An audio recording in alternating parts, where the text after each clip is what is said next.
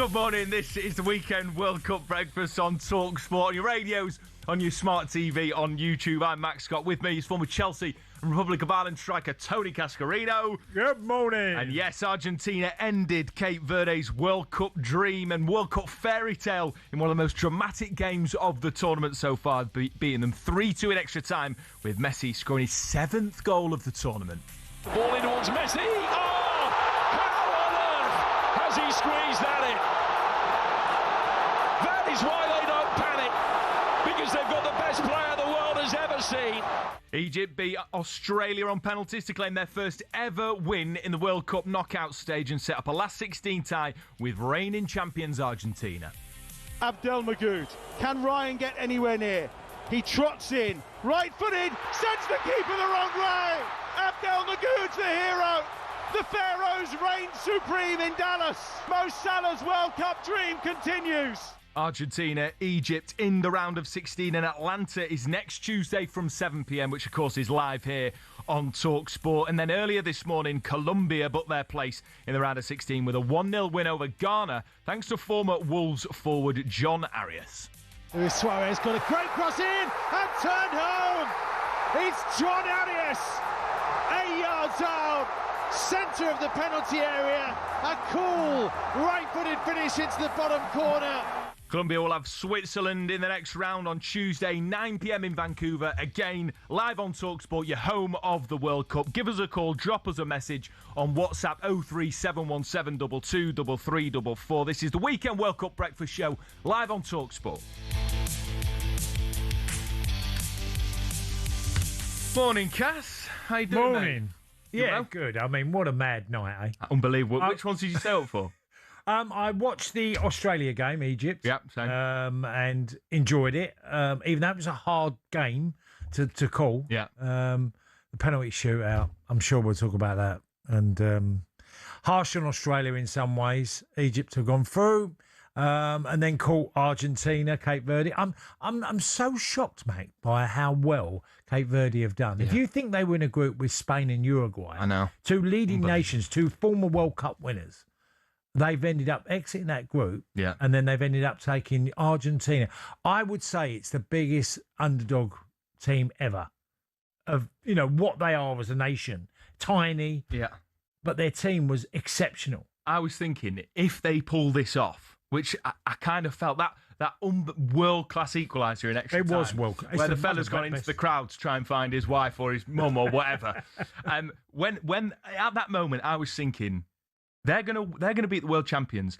And in my mind, I was thinking, this is an even bigger achievement than Leicester winning the Premier League. If Cape Verde beat the world champions. Now, it wasn't to be. No. But that would have been right up there in terms of sporting achievements. It's going to, the memory of Cape Verde, what they've done in this World Cup, is going to last for decades. Yeah. Because I can't think of a team with a population, with the ability to get players in from all different levels of football and produce performances like they have. Exceptional. Yeah. Unbelievable. One of the stories of the World Cup. Now, we'll be looking back at all the World Cup action from the round of 32, particularly last night. But we've got to talk about this because Harry Kane's 2 late goals helped the Three Lions come from behind to beat DR Congo in Atlanta to reach the last 16. Here's how it sounded. England have come from behind to win a game in 90 minutes in the World Cup for the first time in their history. I have to say, it was stressful watching that first half performance. What did Thomas Tuchel say to you all at half-time? Why was it stressful? Why was it stressful? Because when they went ahead, it looked like everybody lost their heads. It looked a little bit, everyone was sort of panicky a little bit. And Deck, threw cold water on that, which is fair enough. To go 1-0 down, that can happen. It was about staying calm. Of course, it's now easy to say we were never in doubt, but I felt no fear. We believed in all our players. We stayed calm second half, especially kept the ball moving and broke them down, which is what we needed to do. Yeah, I hate being a sub. To be honest, I'm a nervous wreck when I'm a sub. I head and kick every ball. I try not to. I try and tell myself to be calm, but I can't help it. Kane on the turn. We have hero moments, and for me, it was the day. They deserved this moment in the end, and we keep on going. England are a moments team, Cass, aren't they? I mean, that that performance from Harry Kane, absolutely world class. That second goal, not many people score that. Keeper still on his heels when it hits the back of the net. Unbelievable moment. Thomas Tuchel called it a fearless performance. Did you get that sense from the players that it was fearless? Well, I was amazed by the reaction to England's victory, as in... So negative. Well, so negative, too negative. Now, you can make the case, yes, falling behind and didn't play particularly well for certainly periods in the first half. But the way England ended the game, I thought was really good. Yeah. Really good. Because when push comes to shove, they've been criticised so much for how they've ended games or how our second half performance has got away from England and gone out the tournament. Well, they were there. Yeah. That was them. They were out the tournament and they found something. And okay, look, you always need brilliant individuals. If you don't have brilliant individuals, you can't win anything. Club level international football. And look, France have got Mbappe, Olise and others. England have got certainly Harry Kane, who's been the talisman for so long. I thought Bellingham was good. Look, we know England have looked shaky defensively. It's not right. It definitely is an issue. But I did think it was a bit of an overreaction of how bad people perceived England to be. Yeah, I agree. I agree. I kind of sort of think, how long are people actually enjoying the moment? Is it just for 30 seconds after the goals and after full time, and then all of a sudden people are absolutely fuming? Yes, you mentioned it, Cass. Defensively, we do look shaky. It wasn't a vintage performance, but we won a World Cup knockout game and we're through to the next round. And if you go on and win it, nobody speaks about the performances. Now, look, France look indomitable. They look incredible. But we just got to follow it through to the next round. And I think that there was a huge overreaction. One of the conversations, and you've mentioned it, is about defensively. There's still some issues at the back. There's lots of questions around Jed Spence. I happen to think that the criticism towards him is a bit over the top. I don't necessarily think he's at fault for that first goal. I think Jordan Pickford makes a routine save. We're not even having this conversation. However, Declan Rice came on at right back, looked incredibly sharp, solid, particularly linking up really well with Bukayo Saka. You said last weekend Declan Rice should play at right back. You were hammered by some people on talkSPORT for it, but you rightly wrote an I told you so piece in the Times the day after. Look, to me, it's not the biggest decision in the world. There's loads of players who've played in different positions. Yeah. And when I look at certain players, and Declan is one of them, I think he could play as a 6 and 8, centre-half and a right back. And he might not be as good as a right back or centre-half as he can be in midfield, but he can certainly do a really good job because he's so athletic. That was my point. It wasn't like, this has to happen. It was a case of England had to make decisions on that right back area because it was a problem. And I weren't trying to be smart. I mean, some of the reaction towards what I said, I go back and I thought, how many players can you now? I remember Roy Keane playing the centre-half for Manchester United. I've seen Luke Shaw play centre-half for Manchester United. He's a better left-back, but he can play centre-half and do a valid job. Yeah. And there's many players. One of the greatest performances I've seen from a team, Bayern Munich played Man United in the 1999 Champions League. Lothar Matthäus played centre-half, right? They were winning 1-0. The moment they took him off, United won 2-1. And I always remember that moment because he was literally leading the ship in that position. He was a midfielder. He wasn't a centre-half. So there's loads of players in history who've done that, Max. Yeah, no, Cass, look, I think you've been vindicated a little bit. I'm of the opinion you should play a right-footed fullback in that position, but Declan Rice proved that he can play anywhere on the pitch, and so you're absolutely right. It'd be interesting to see what he does for the relationship with Saka as well, with club level and knowing what Saka wants. He was going, here, take it. Without a doubt. He was literally feeding it to Saka early as well. Yeah. How many times did, and by the way, we're going to talk about Australia there, but I watched Harry Souttar for Australia. Every time we got the ball, played it first time to a player. And Declan Rice does that. As soon as he takes his touch, he wants to feed it to the next player. Absolutely. Now about this for a development cast. Last night, news came out that Mexico-England would be moved to start at 7 p.m. UK time. Cass booked his table, spent a load of money on that. Everybody's thinking, my kids can watch it, I can watch it, don't need to worry about work. Quick one, right? My son has come back. He lives in Singapore. He's come back. His girlfriend's Mexican, right? So trying to book desperately something last night. We got something, and we obviously, with the change of time, we booked it at 4:00 tomorrow afternoon to go and watch the game. Yeah.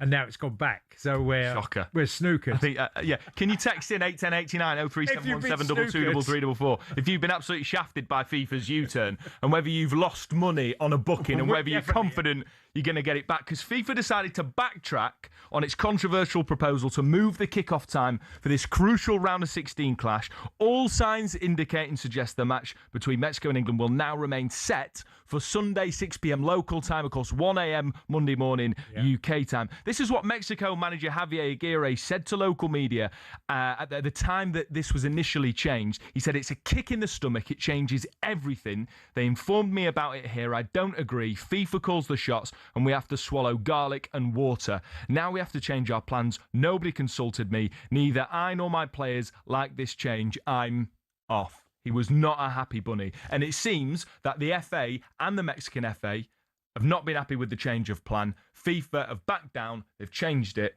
Cass, what do you make of it?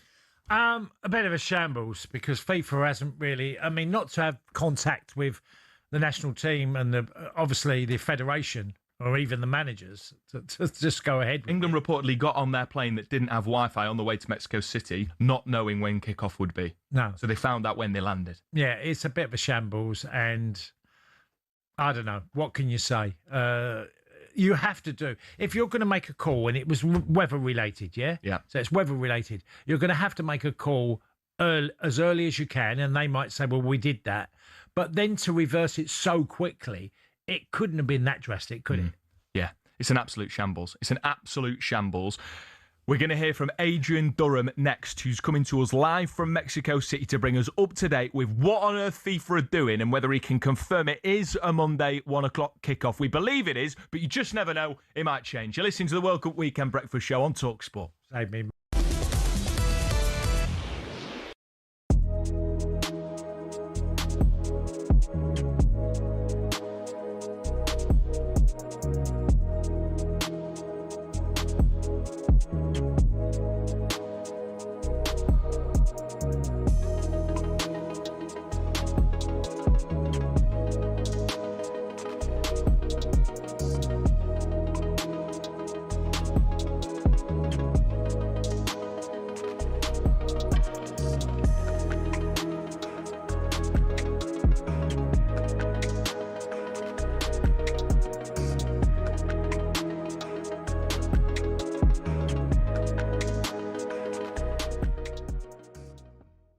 Harry Kane, I'm going to give him a 6. What? Fantastic second goal, but his overall performance, for me, not good enough. He scored 2 goals. I don't care, mate. I don't care. I don't see what more you want from a striker. I played the position, mate. As a striker... You've scored 2 goals in a World Cup knockout game? What you want more as a striker is you need to be involved in the game. How many times were we saying last night, watching the game, get in the box, get in the box. Let me ask you this now. When we play Mexico, right, if you had the option to take exactly the same Harry Kane performance with 2 goals or not and start from the beginning, what are you taking? Yeah, of course you're taking the goals, but when you play better teams, you're not going to maybe score them chances. No offence to Congo. Yeah, but he did. But no, of course he did. But is he going to do that against the top defences? He's not. I know, but I'm just saying. Okay, then. Here's one for you then. Yeah. Say if we get to the semi-finals, okay, and we're playing Argentina, or the final against France. Yeah. And he's not getting those chances. Do you still, no problem with him playing centre field? You're marking him on the performance that he did get them. I'm asking you a question. You're talking about different games. I'm asking you a question. Against Argentina, say we get to the semi-finals, the final against France, do you want Harry Kane being more involved in the game? Do you want him holding the ball up? If he scores 2 again, no. What if he doesn't score 2? Well then, yeah, but he did. Okay, yeah. But he did. But you're marking him on a performance where he did score 2. Exactly, but the whole performance isn't just about, you scored a great goal. What was your performance like for the whole game? Simple. Okay. If you had that game, yes, and scored those 2 goals, would you feel a little bit down about your performance? I would do, yeah. I'd be like, could I have done a lot more? Could I have done more for my team? If you score 2 goals and the second one's like that as the win, I don't think you can feel down. That's my opinion, mate. Okay, all right. Yeah. Sorry, mate. That's all right. I'm just being honest.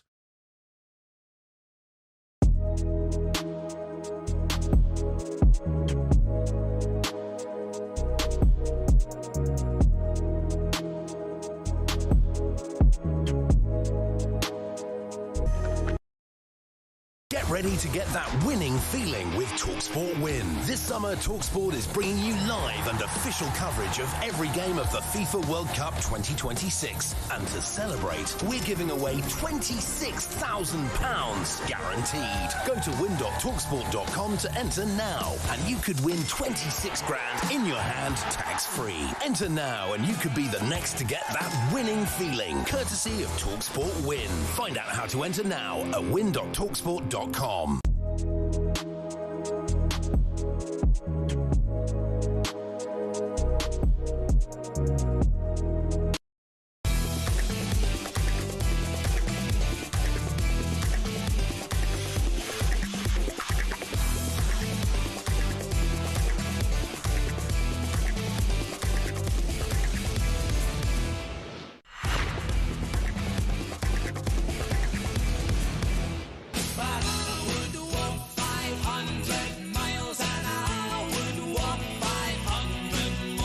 Good morning, you're listening to the World Cup Weekend Breakfast Show with me, Max Scott, alongside former Republic of Ireland striker Tony Cascarino with this absolute belter and classic from the Proclaimers, Cass.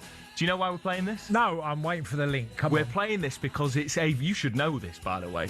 This is you know, you're in the black book here because It's a very happy birthday to Weekend Sports Breakfast very own Shabana Hearn. Oh, yes. And in our humble opinion, talkSPORT's MVP for our stunning World Cup coverage being Queen of Scotland, Scotland correspondent. Happy birthday to the amazing Shabana Hearn. She's back next weekend. Cass will be looking forward to welcoming her back in the studio. Didn't have to get her a present, Oh, damn. Should have mentioned it, mate. Now, if you've got your hopes up, thinking you could watch England's next game against Mexico at a normal time on Sunday, think again, because FIFA had been set to reschedule the fixture, confirmed it in a statement, but for the joy they've given us that we can watch it at 7 p.m, kids can watch it, everyone can go to the pub, no hangover in the morning, think again. Because they've switched. We understand it is going to happen at 1 a.m. English time. We got a text from Tim from Chester. He says, "Morning, boys. Great show as always. I booked my table in front of a large screen for breakfast at the Hilton Hotel in Bangalore, 5:30 a.m. Originally, then cancelled it last night. Still waiting to hear back if my attempt to rebook is successful." Absolute shocker from FIFA. The Mexican coach, Javier Aguirre, called it a kick in the stomach. He used an expletive expression to describe how annoyed he is. Delighted to say here to bring us more on it and maybe a little bit of clarity. It's talkSPORT's voice of football, Adrian Durham. Good morning, Adrian. Adrian. Max, Cass, great to speak to you from Miami. What a crazy story. I'm not entirely sure I can bring some clarity to it, though. Oh, I was going to say, Aid, because I last night with my son, and I'm saying to Max that his girlfriend is Mexican, and they wanted to come into London to watch the game. So we got somewhere booked, and literally had to book it for 4:00 in the afternoon. And now, like many other people, it's completely. I mean, look, that's just a personal thing, but I find it really strange that both federations seem to have no idea this was going on. I think that's the biggest problem. I mean, what you say there is right. People have made lots of personal commitments. They've made plans.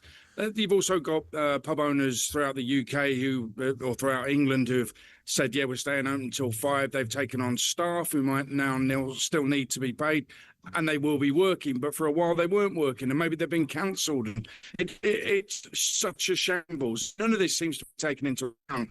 I think what FIFA have got so badly wrong is that so many millions of people care about the tournament they run to the point where you can't just chop and change kickoff times. That's never happened before. It shouldn't happen again. Now, I think there's an issue with the weather, clearly, but the weather forecast is so changeable. If you look at the weather forecast hour by hour, in places like here in Miami, if you look at it in Mexico, these are the places where the weather is really volatile, especially at this time of year. And we saw that at the Club World Cup last year.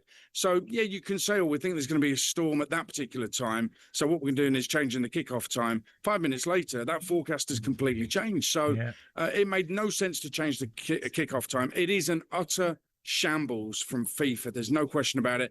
And when Tuchel didn't know about it, Aguirre didn't know about it, the FAs didn't know about it, that's when you've got your biggest problem, because they just should be involved in the conversation. Aid, was it all about the weather, or do you think that FIFA have sort of wider concerns maybe about fan safety? We saw those sort of jubilant scenes at the Angel of Independence Monument in Mexico City after they beat Ecuador in a round of 32, but tragically 4 people did die in that, so many people there. Do you think that FIFA maybe also had an eye on concerns about that, because we know they're doubling the policing for this game against England?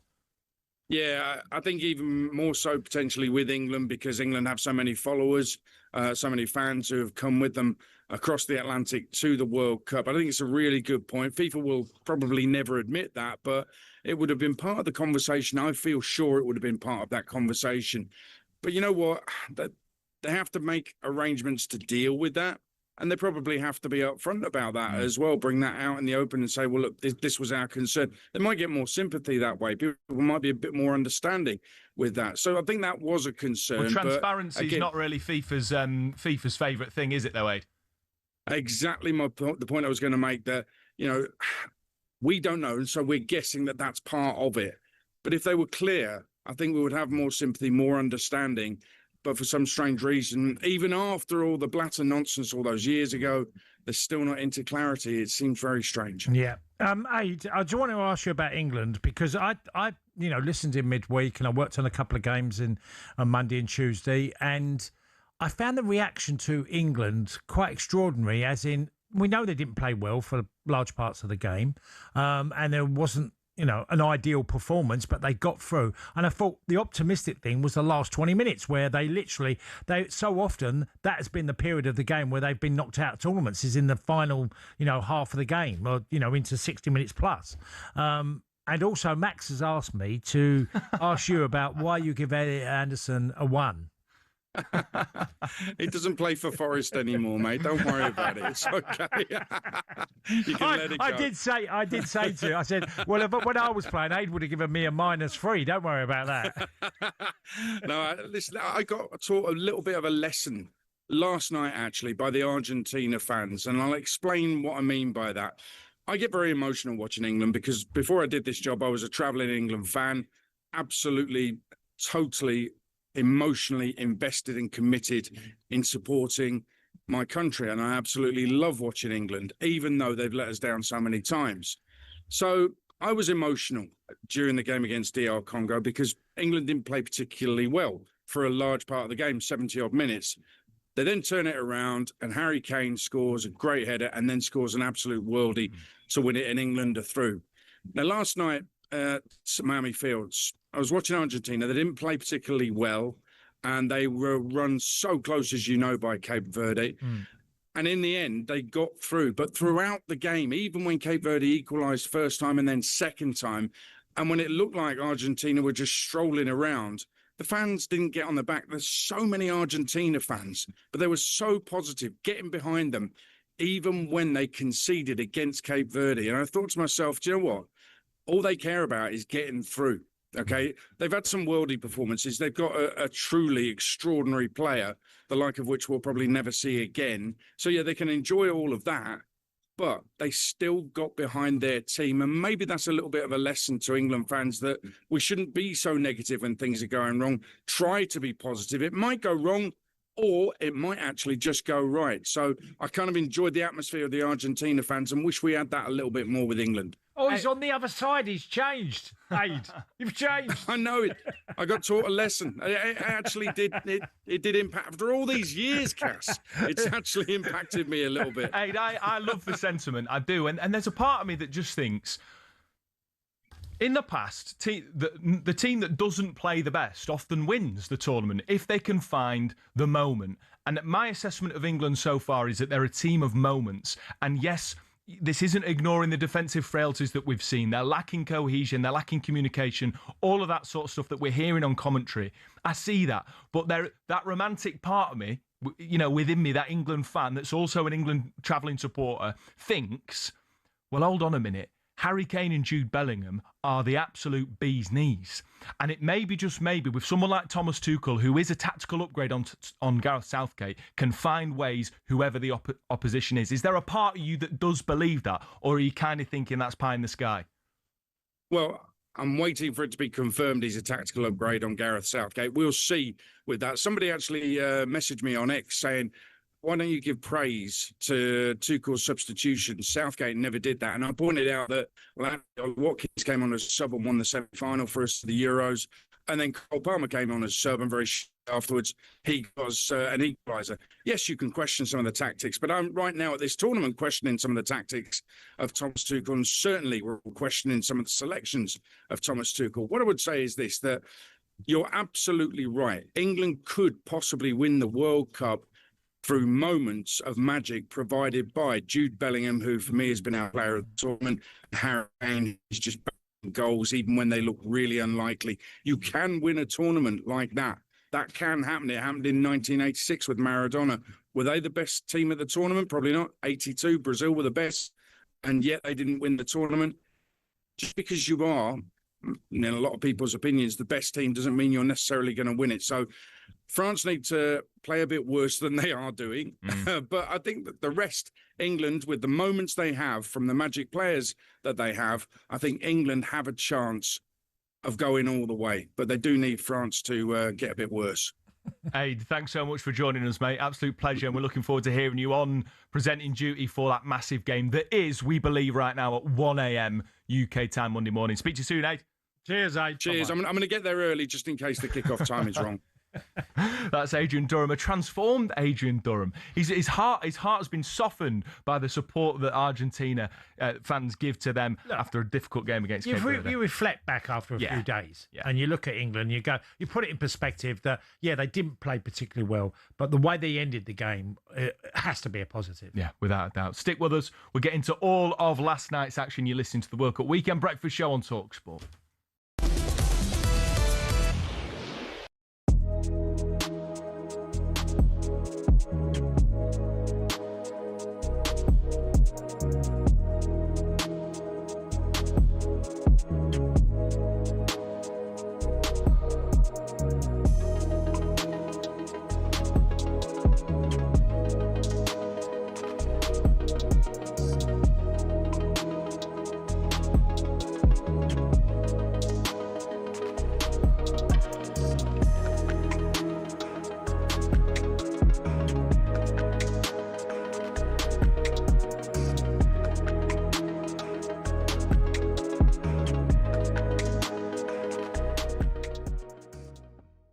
Tuchel won the Champions League with Chelsea on the back of not playing particularly attractive football, finding their way through games. So I don't think he really cares how England play as long as they win.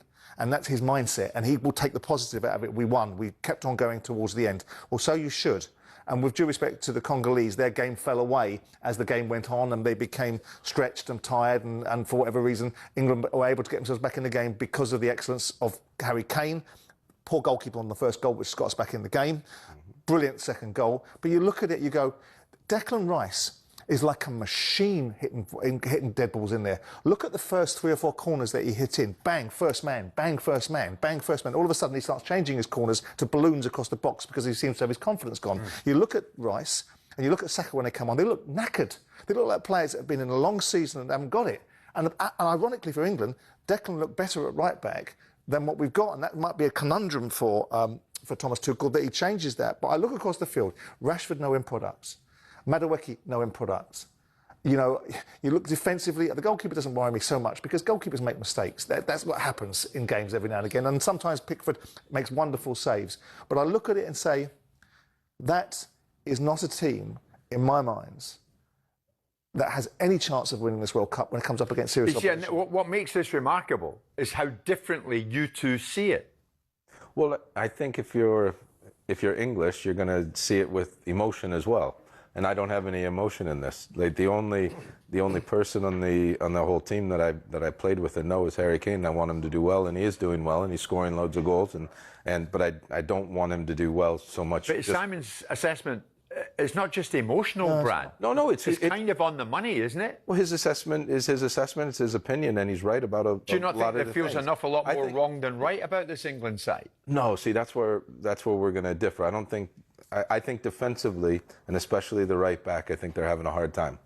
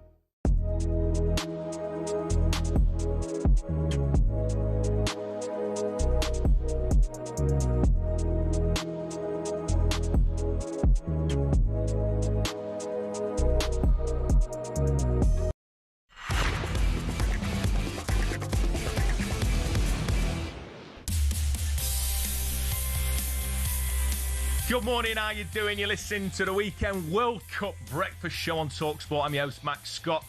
Got alongside me former Chelsea striker Tony Cascarino. Now, Formula E returns to talkSPORT 2 this weekend for commentary of the Shanghai doubleheader weekend. With 6 races left in the season, the championship hopefuls are aiming to score big points during China's challenging rainy season. talkSPORT's John Jackson has been chatting with driver Dick Ticktum about a driver experience in the altitude climates and if he's got any advice for the England players.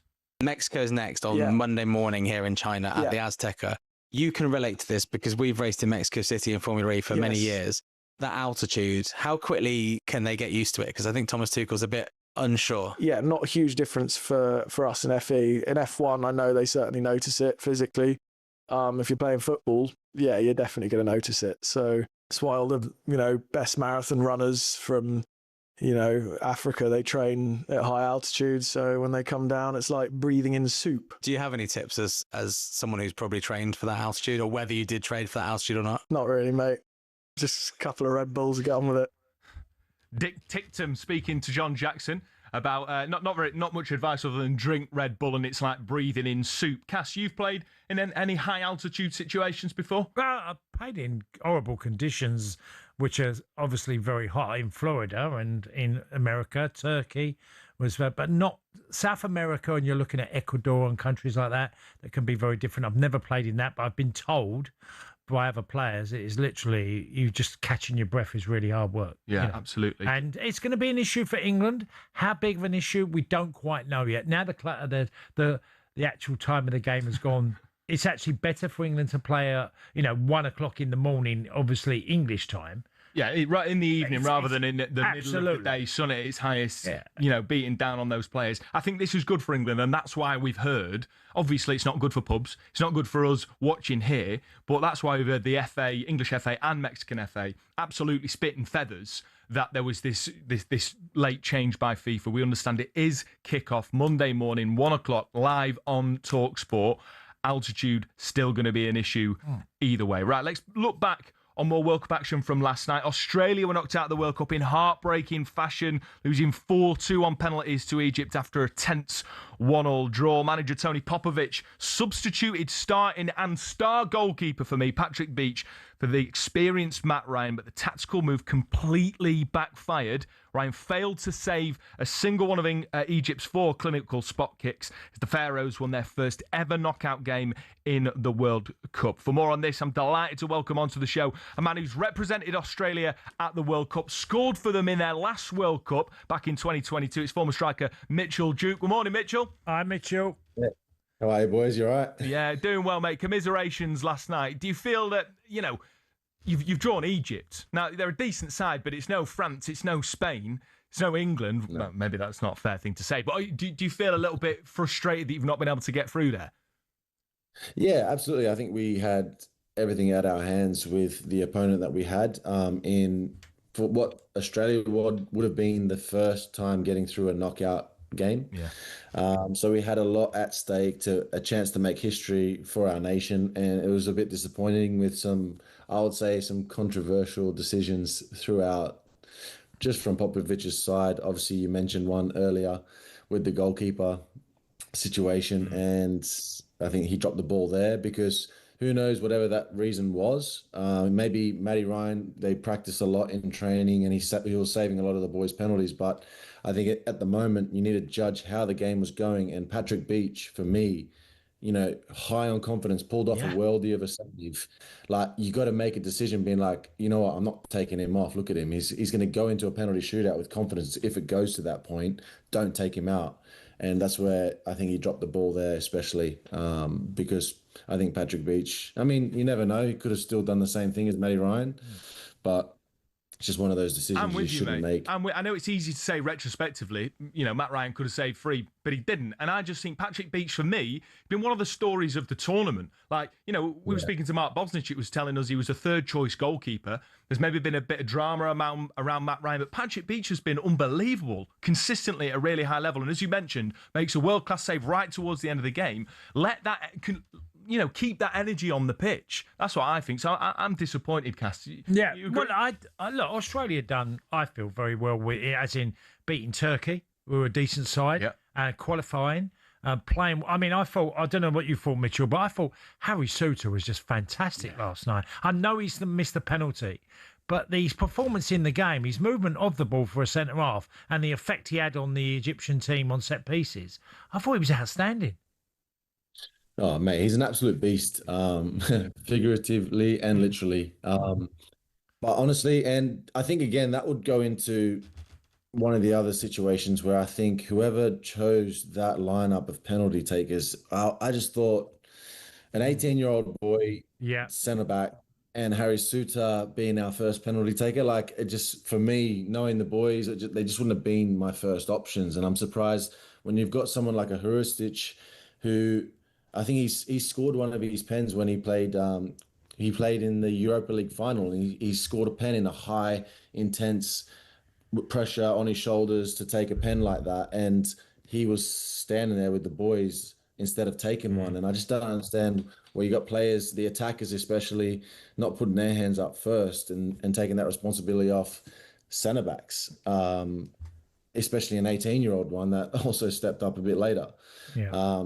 I just think that those decisions as well were a little bit wrong. And obviously, don't take it away. They had the balls to do it, and fair play to them. But yeah, I think they should have really. I was going to say, Mitchell, on that, I put myself in the position of, and you probably would do the same thing as when you were 18. Do you think really you could walk up? Now, there are people like Yamal that you could go, absolutely, as a teenager, and others like Lionel Messi when he was young. But generally, as an 18-year-old walking up, I think it's a massive ask mentally to expect them to deliver, because you need... Look, it doesn't guarantee that a player with experience will score, but I'm way more reliant on someone with experience and the know-how of just walking up. That is a first for that 18-year-old boy, that he's, that's his first experience of a penalty shootout, I'm sure. And I just thought, wow, that's a massive call. Yeah, 100%. And like knowing as well, like what's at stake, and full credit to Harrington, 18 years old, having the courage to step up in that moment, and knowing as well, like if you do miss, it's going to hurt. And, full credit to him. So I will never take anything away from him doing that. What I just don't understand was, like I said, like a player like a Toure that was there, also fresh, they didn't play as long on the pitch. You got the Hrustic, who's done it in high pressure stakes, knows what to do, how to stay calm in those high pressure moments. And, they weren't even in the list in that top 5 to take pens. And I just don't get that. Yeah, some questionable decisions, I think, certainly from Popovic. But while I've got you here, Mitchell, I've got to ask you about Ange Postecoglou becoming the new Al Nassr manager. What do you make of that? I think it's massive for Australia, for Ange, to be able to coach someone like a Ronaldo. I am interested because I've never played under him myself, unfortunately. During his whole tenure of the national team, he actually exiled me a little bit. So I don't know too much about his actual personality and coaching prowess, but hearing from the boys, yeah, I'll be curious to see how they're going to mesh personality-wise. I feel like Ange is definitely not afraid to like drop a big personality to make a statement, or he won't kind of just completely nurture just because you're a huge superstar and what your name is. He's not going to just treat you differently, essentially. And I don't know if that's going to clash with Ronaldo, but it's exciting to see.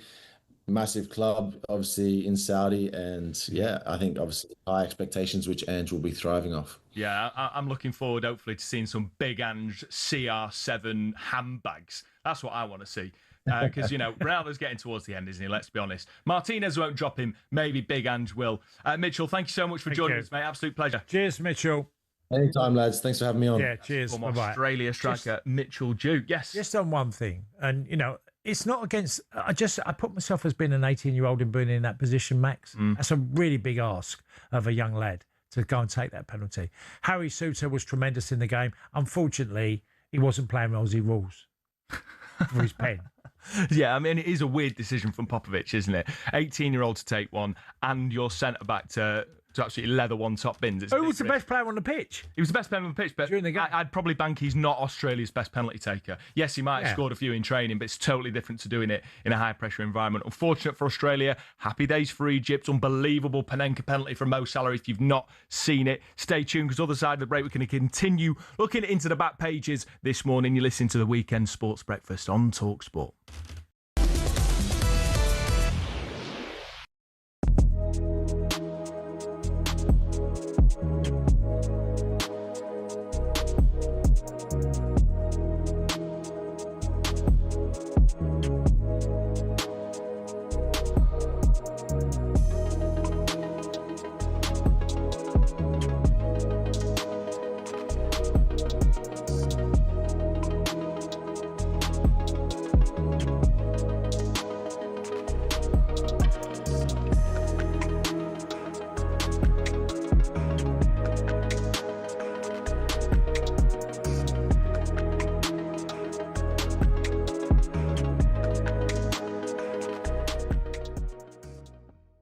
I speak for Newcastle fans, for Villa fans, for a lot of fans whose clubs can't spend money right.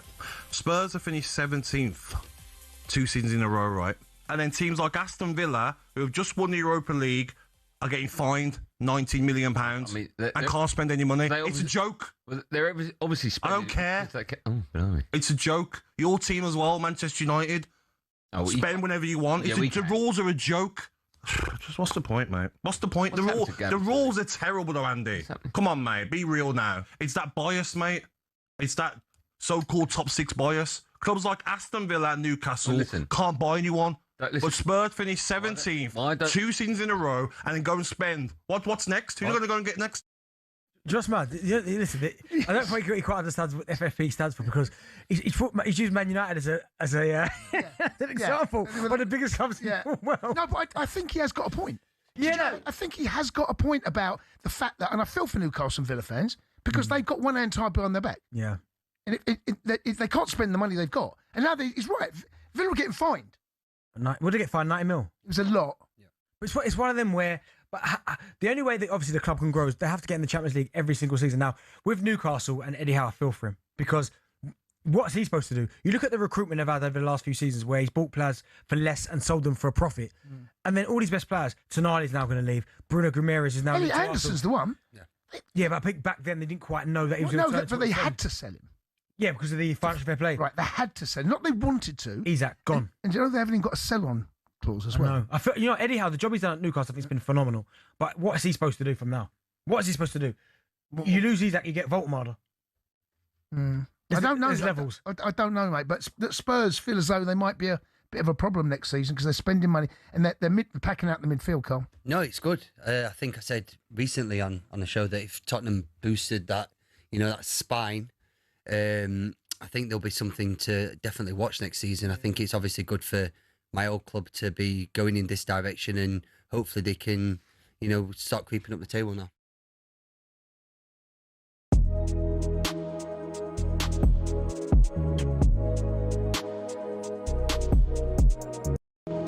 Get ready to get that winning feeling with talkSPORT Win. This summer, talkSPORT is bringing you live and official coverage of every game of the FIFA World Cup 2026. And to celebrate, we're giving away £26,000 guaranteed. Go to win.talksport.com to enter now, and you could win 26 grand in your hand, tax-free. Enter now, and you could be the next to get that winning feeling, courtesy of talkSPORT Win. Find out how to enter now at win.talksport.com.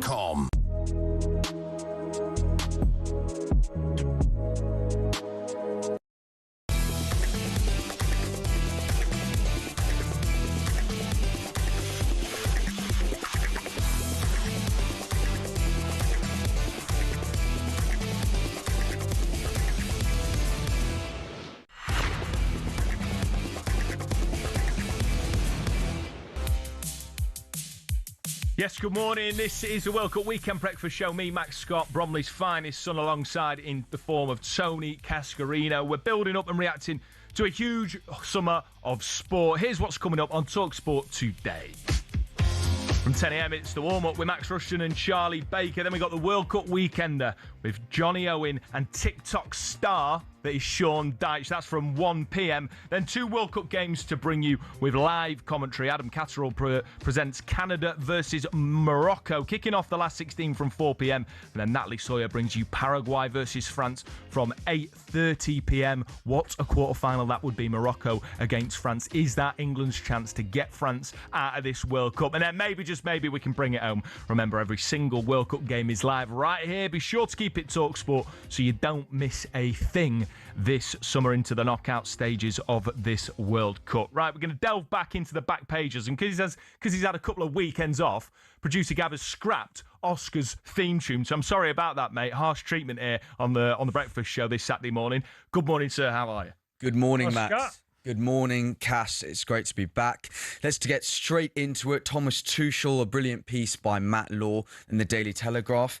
He's mentioning in there that Tuchel's unlikely to be fired despite the result of what's going to happen when we go to the Estadio Azteca, which is going to be a daunting task. Regardless, even if we get spanked, he's not getting sacked. Apparently not. That's what Matt Law's opinion is. But one thing I wanted to pick down in particular is one of the biggest talking points that has been about the tournament, which is Tuchel's headache with the right-back situation. Obviously, Tino Livramento has pulled out. James has had his injury issues. Chalobah's been brought in. Jed Spencer's coming, but has kind of, I think, failed to impress. But as we saw in the DR Congo game, Declan Rice was issued in at right-back. And Cass, you are the Messiah. You called this on the show. Not go that far. Oh, well, you did say that. Anthony Barry's been listening to talkSPORT. Anthony Barry. Well, I've got Tuchel credits Anthony Barry, but he should be crediting you, really. He says that Anthony Barry had the idea of putting Declan Rice in the right back spot to get those difficult crosses in. Now, the question I wanted to ask is, obviously, the big name of the England right back who has not been selected is Trent Alexander-Arnold. Now,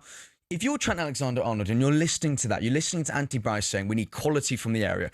Trent Alexander-Arnold has got the most assists in Premier League history. He's got 64 Premier League assists. I believe there is no better crossover ball in the Premier League than Trent Alexander-Arnold. Cass, I want to start straight to you. If you're Trent and you're sitting in your villa in Madrid and you're hearing those comments, how must you be feeling when Declan Rice, a midfielder who's never played right back, is being deployed in that position when Trent has used that position and gone to a world-class level and he's not been selected? Well, if I was Trent, I'd be thinking, why have I not been selected? Now, I, like you and probably many others, will think he is a right back that can deliver balls into all sorts of areas and is very offensive. Now, if he didn't want an offensive right back for whatever reason, I think you should take one just because you might have that scenario where you're struggling in a game and you're getting lots of the ball, you're dominating possession, and you want someone to be able to deliver a great ball into the box. I don't think Harry Kane would have loved not having Trent. I think he would love him. I played centre forward and I would love to have had a Trent putting something on a sixpence for you. Without doubt. So, but it's a personal one. Only Trent will have his suspicions, but deep down, he might still think, he'll still be asking the question, why? Because we're all asking it. Absolutely. And Max, I mean, there was a piece that I read actually a few weeks ago. In fact, it was actually from Jose Mourinho. Now he is the new Real Madrid manager, saying that Real Madrid would never sign a fullback if they didn't fully believe that he had the capability of being defensively solid. Max, I want to turn this to you now. Why does Tuchel not fancy Trent? What is it about him? Well, let's just cut through the mustard here. He obviously doesn't like him. He obviously doesn't think that Trent contributes the right attitude to the culture and the brotherhood that he's trying to create in this England team. That has to be the reason. Because Trent Alexander-Arnold, and Tuchel acknowledges, we're going to play up until the latter stages against a low block. Trent Alexander-Arnold is the player that you need that can break that with one single pass, one single piece of movement. And this idea, this sort of like binary statement, Trent can't defend, it's absolute nonsense. He plays for Real Madrid. Yes, he might be better at other things, but he can defend. He's won everything there is to win in the game, apart from a trophy for his national team. So to say that Trent can't defend just isn't accurate. It's for the birds, it's nonsense. And I think that Thomas Tuchel, if and potentially when England get knocked out of this World Cup, that will be one of his massive regrets, that he didn't bring a player that can change a game in a moment. See, one of Ireland's greatest ever players, Liam Brady, didn't get selected by Jack Charlton. And he was one of Ireland's greatest ever players. And it was more of an issue of he felt Liam affected the playing style of Ireland because he wanted high press, in-your-face football, and he didn't want a footballer who was very gifted, like Liam was, that couldn't do that pressing, that closing down. He thought it'd affect the team. So that's just a personal thing. So there must be something, as Max alluding to, it's a little bit more personal than just the qualities he's got, because you can't say Trent can't defend. He's played against some great left wingers, by the way. I know, it's just clear Tuchel's not fancy him. He's not having him. Can you talk to us about Raul Jimenez? He's in the back pages, Oscar. Oh, my beloved Raul Jimenez, who has shockingly left Fulham, which is one of the biggest mistakes the club has made, and I think in a long time. A really interesting piece by Lloyd Canfield in The Sun.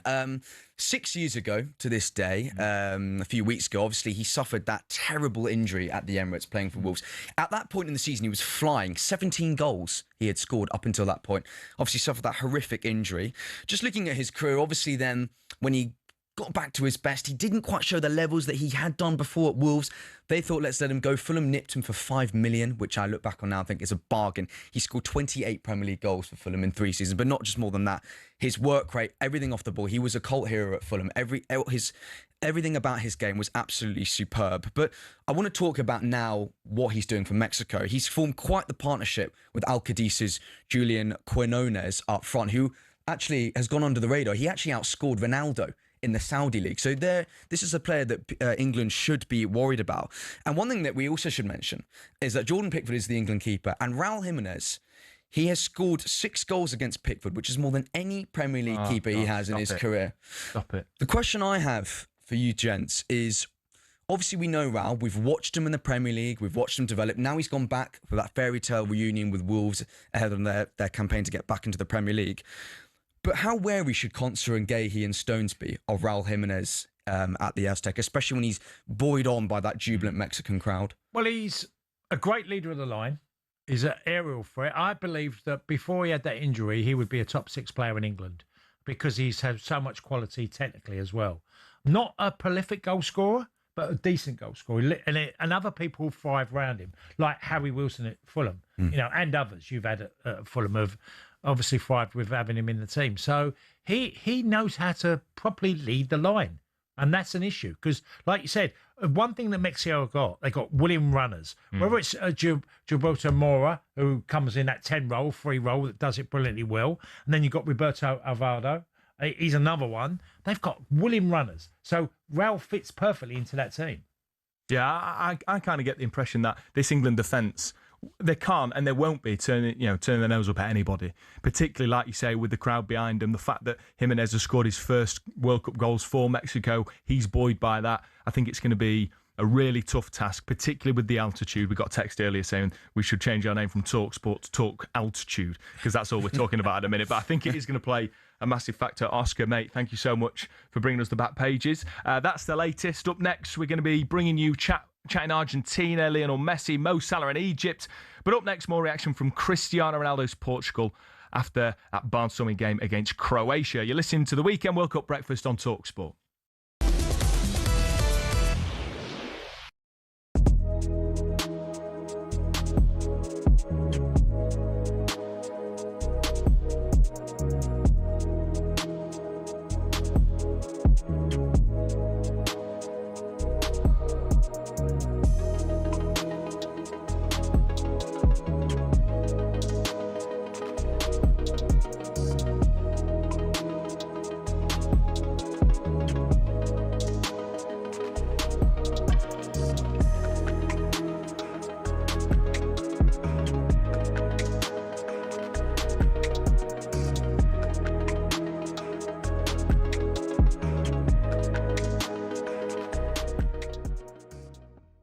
It was an absolute shambles.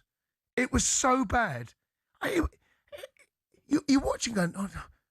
It's almost like they'd been out last night. That's what it felt like. Jay, it was so bad, mate. Mate, we got out of jail There's tonight. so much to talk about, and obviously we're going to take calls, but I have to talk about the fact that we don't look like we've got any players in the team, apart of, like, obviously Kane, right? He'll win you a game, and Bellingham. But, like, you can't have two players win the World Cup. France have got 6, 7. Where are the players who are going to make something happen? And I don't want to go there, but I'm going to. Cole Palmer. Trent. Like, you've left these players at home. The right-back position, it's almost criminal that we're having to play Spence there. Spence doesn't start at right-back for Tottenham, who finished 17th. And I'm looking at it going, what's going on? What am I watching? Maduaki doesn't get to the byline, pulls it back to Spence. Spence doesn't want to cross the ball. It's not his game. It's not his game. He's athletic. He'll defend well. It's not his game. I'm sitting here and I'm like, all of a sudden, the best part of the game where we looked all right was when Declan Rice went right back and Saka played right wing because they had a connection.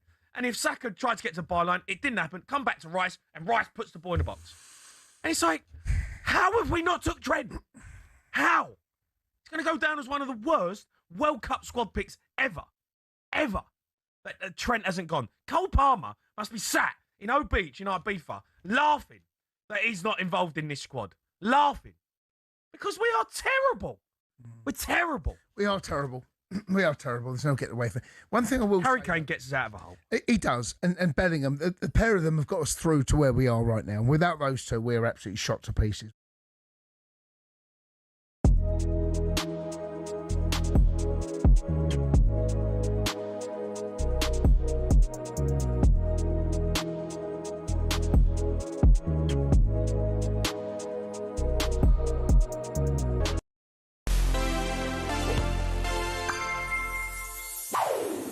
The 1982 World Cup gave us maybe the biggest redemption story in football. But to truly appreciate the rise of Paolo Rossi, we also have to understand his fall. 4 years earlier, in 1978, a 21-year-old Rossi was the next big thing in Italian football. His poacher's instinct in front of goal earned him a reputation, and he was constantly surrounded. Despite that, Rossi scored 3 goals as Italy secured a 4th-place finish. Then, in 1980, Italy was rocked by one of the most famous match-fixing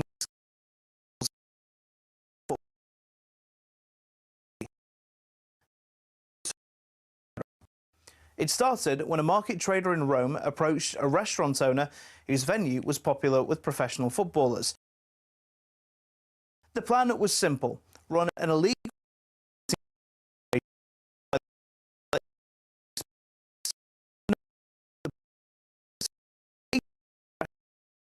we're getting a cut to deliver certain results. The house and the players would always win. And it was all being run out of a Roman eatery. When a whistleblower went to the police, though,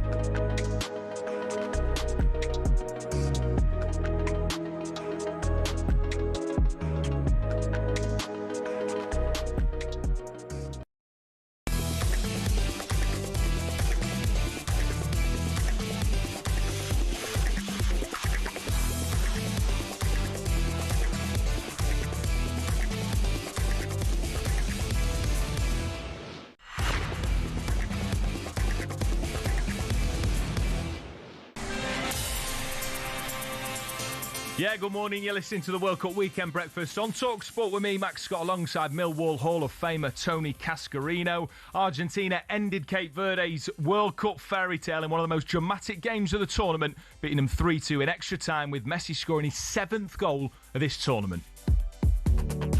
Ball in towards Messi. Oh! How on earth has he squeezed that in? That is why they don't panic, because they've got the best player the world has ever seen. A reminder, Argentina face Egypt in Atlanta next Tuesday from 7 p.m, which is live on talkSPORT. And with the kickoff time for England versus Mexico changing again and again, talkSPORT's Adrian Durham joined us this morning and completely slammed FIFA's chaotic decision-making. So many millions of people care about the tournament they run, to the point where you can't just chop and change kickoff times. That's never happened before. It shouldn't happen again. And then earlier this morning, Colombia booked their place in the round of 16 with a 1-0 win against Ghana, thanks to former Wolves forward John Arias. Luis Suarez got a great cross in and turned home. It's John Arias, 8 yards out, centre of the penalty area. A cool right-footed finish into the bottom corner. Colombia will take on Switzerland next Tuesday at 9 p.m. in Vancouver, which you can hear live on talkSPORT. Give us a call, drop us a WhatsApp message, 03717 223344. Just in the back pages before the news, we were talking about Trent Alexander-Arnold. Paul, England fan, says regarding Trent, he's not even first choice right back at Real Madrid anymore, now that they've signed Dumfries from Inter Milan. Trevor C says, I don't rate Trent's work rate. I bet that's why Tuchel didn't take him and why Spence got a spot ahead of him. Keep those texts coming in, 03717 223344. Now, we're reacting to a fantastic round of 32, what it's been at the World Cup. Let's talk Portugal, because it wasn't easy, but they saw off Croatia in dramatic fashion. Crossing towards the 6-yard box, it'll fall here. Perisic in on goal, and he's scored! Ivan Perisic had a touch on the edge of the 6-yard box. Penalty. So Ronaldo, who was denied a few moments ago, will get his chance, you would imagine, from the penalty spot here. He moves to his left, stood and run up, short run up, and he sends it straight down the middle. Puts in a good-looking ball, he's headed and it's in! Turned in! What a header! It's the substitute, Goncalo Ramos. Last chance, flicked on, chance, turned in! They scored! Croatia have scored, it's Gvardiol! The goal is ruled out. Croatia cannot believe it. Yeah, Gonzalo Ramos grabbed that 94th minute win after Cristiano Ronaldo had scored his first goal in a World Cup knockout stage.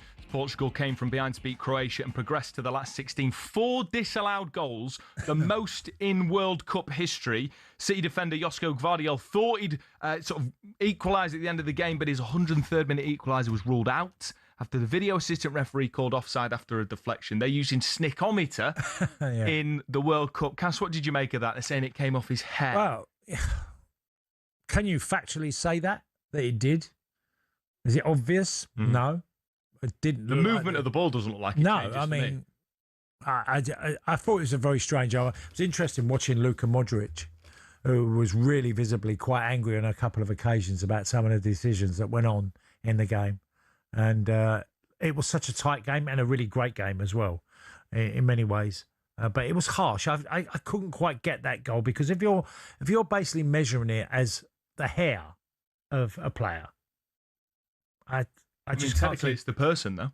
Huh? Like by the letter of the law, you can imagine it though, because it's part. Well, it's even hard to see if it actually touched his hair. I mean, are we going that far now? Is that? Well, that's the thing. Snickometer. Do you like the idea that we're looking at the fine margins? It hasn't worked always for cricket, has it? There's been some controversy around cricket. Yeah, without a doubt. Yeah, so I don't know. I wouldn't want to be relying on giving a goal or chalking off a goal on such a fine decision. I would personally just think you have to go with a goal. It looks, because you can't prove that it actually touched him. Yeah, it seems ridiculous to me. The ball doesn't move. The World Cup's meant to be a spectacle. Last minute equaliser like that, and you're chalking it off. You're not having extra time and potentially penalties just because there's a snick on a piece of technology, which in the World Cup, by the way, in the last Ashes, caused loads of controversy because it wasn't working and the players are absolutely fed up with it. And so that's a frustrating way for the game to end. Can we talk about Ronaldo though? He was subbed off, and that caused a little bit of a stir. Credit to Martinez for that, because after he goes off, they get the goal, which turns out to be the winner. Yeah, it was a great goal as well. Look, we've had talks about Ronaldo, and he's clearly just not the player he once was. And well, it's not a surprise, is it, that he's 41 and he's on the fringes of the game so often. And I'm looking at one of the greatest players that ever played the game. He's not that anymore. No. There's still some great players that have already left the tournament. I'm not sure it's a good thing for Portugal if Ronaldo plays up front against Spain. I agree. I don't see him getting much of a kick in the game or contributing anything of any note. People will say he got 3 goals in this tournament. Well, two of them was against Uzbekistan, and the other one was a penalty. I just don't see the Ronaldo thing now. No. It's clear that Ronaldo's coming towards the end of his career. He said before the World Cup this would be his final World Cup, and a few players will have played their last World Cup or will play their last World Cup. So we've created something special. This is the Legends Send-Off.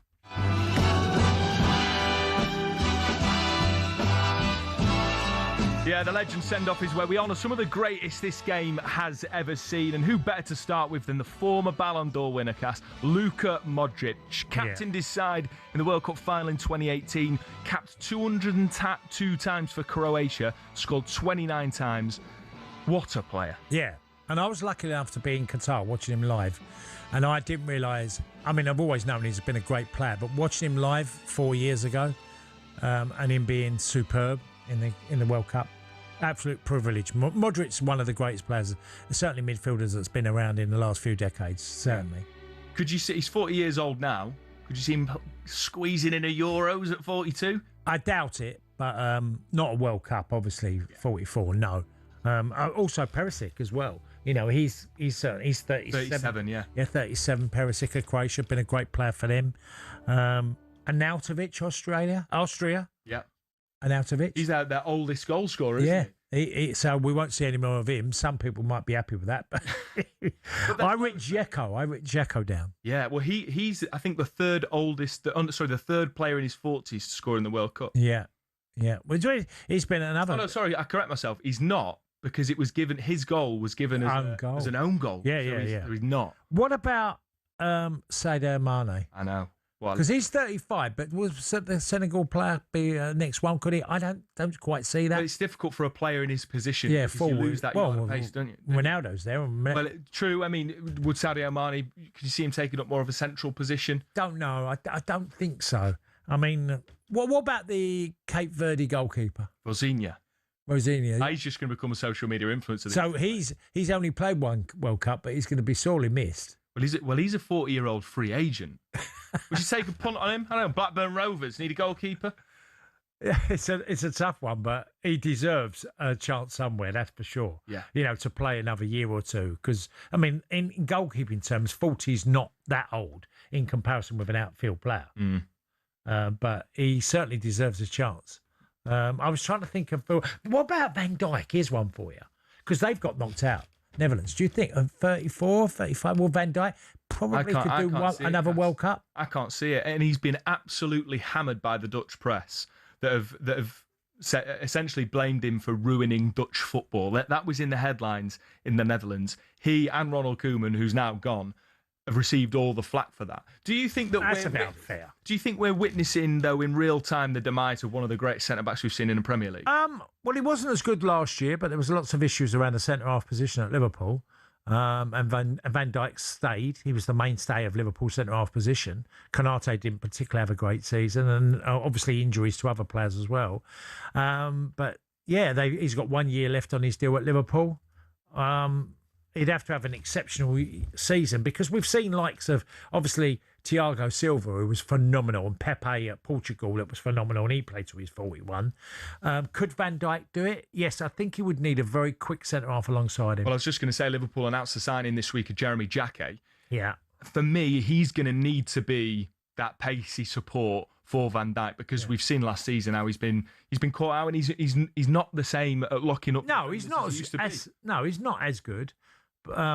Do I see him doing another World Cup? Not sure at all. And if as what you've just said, Max, the reaction to Koeman and him, it's probably no. He won't be doing that, because he might just think, well, sod this. You know, I'm one of the best defenders in the world, or have been, and I'm getting this flack. He might be inclined to say, well, that's me done, because I don't fancy that in the latter stages of my career. Well, that was a look back at some of the legends that we're going to be saying farewell to throughout the rest of this tournament. But next up, stick the kettle on. We're going to enjoy our weekly cappuccino with Cascarino.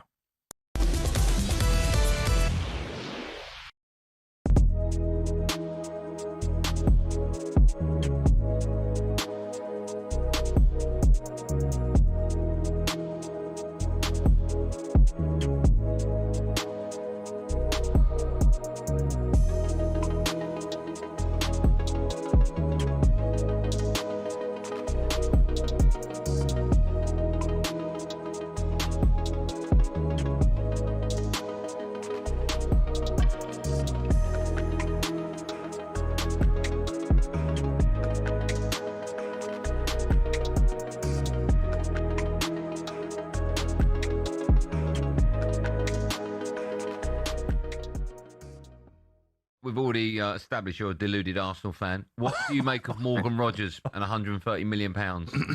You know what? I saw O'Hara going absolutely mad on was it? He was somewhere. He was talking. Yeah, and he was talking about the prices, etc. And I do actually think he's right, man. I think the prices have gone absolutely crazy.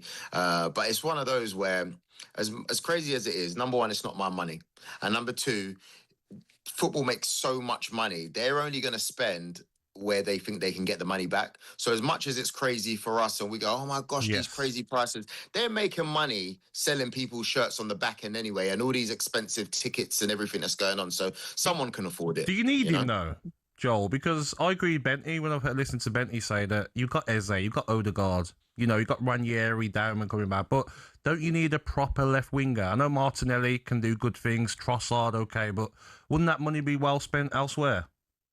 I think he's so good that if he's available, you take him. I really do. I think in the Premier League, 30 million. It's not my money. If they can afford it, but that will why take, do we care? Because I'm guessing you've only got a certain amount of money to spend in this window, and 130 million will be a huge chunk of it.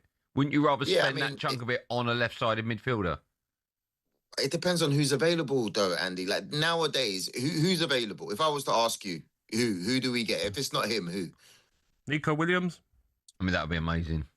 Barcola. He's signed a contract though. With, he don't want to leave, does he? Yeah. Do you know what I mean? Like, he's look, Kvaratskhelia, however you say his name. He would have been brilliant like a couple of years ago, but we missed the boat on that. I don't want Rafael Leao. The option of Rashford, I've been hearing, but. What does it say about the Eze transfer, though, Joel? If you're going for Morgan Rogers now, after Eze signed last summer, what does it say about that transfer? Yeah, but Eze is more central, though. Morgan Rogers, I'm not saying he doesn't play central, but I'm assuming... Central. He plays his best stuff in the centre, mate, not on the left. I know, but if you've got all those players, you're going to have to squeeze them in somehow.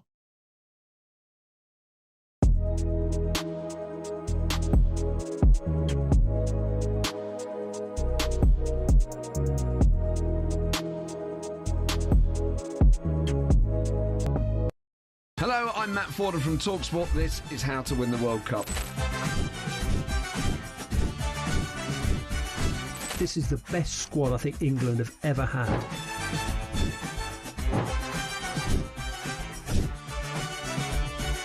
He used to love America, now he doesn't. It's very sad. It was so important to succeed because of all the pressure we received. Don't jump for this one, I'm going to knock his head off. Warning, this podcast does not guarantee England will actually win anything.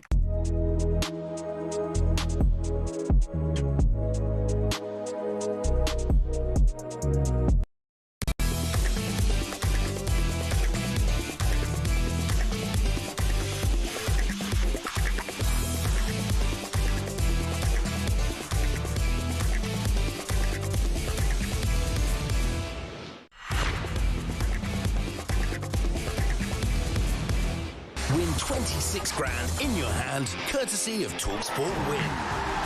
Yeah, talkSPORT have got commentary of every single game from the FIFA World Cup 2026, and to celebrate, we're giving you the chance to win £26,000 cash. And the best part is completely tax-free. That's right, £26,000. So what are you waiting for? Enter now.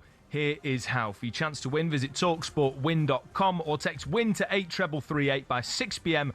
on the 20th of July 2026. Text costs £2.50 plus your standard network rate. We'll send your name and number by post to Comp1 PO Box 3190 Colchester CO2 8GP to arrive by midnight on the 23rd of July 2026. 18 plus UK residents only. So for your chance to win, text WIN to 83338 now. This is a network promotion. Full T's and C's at talksportwin.com.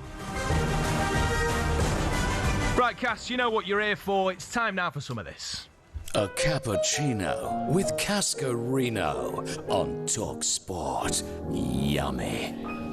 Right, this story I'm going to tell is about my old mucker, my roommate, a lad that I played in a football team when I was 11-year-old. Is Andy Townsend.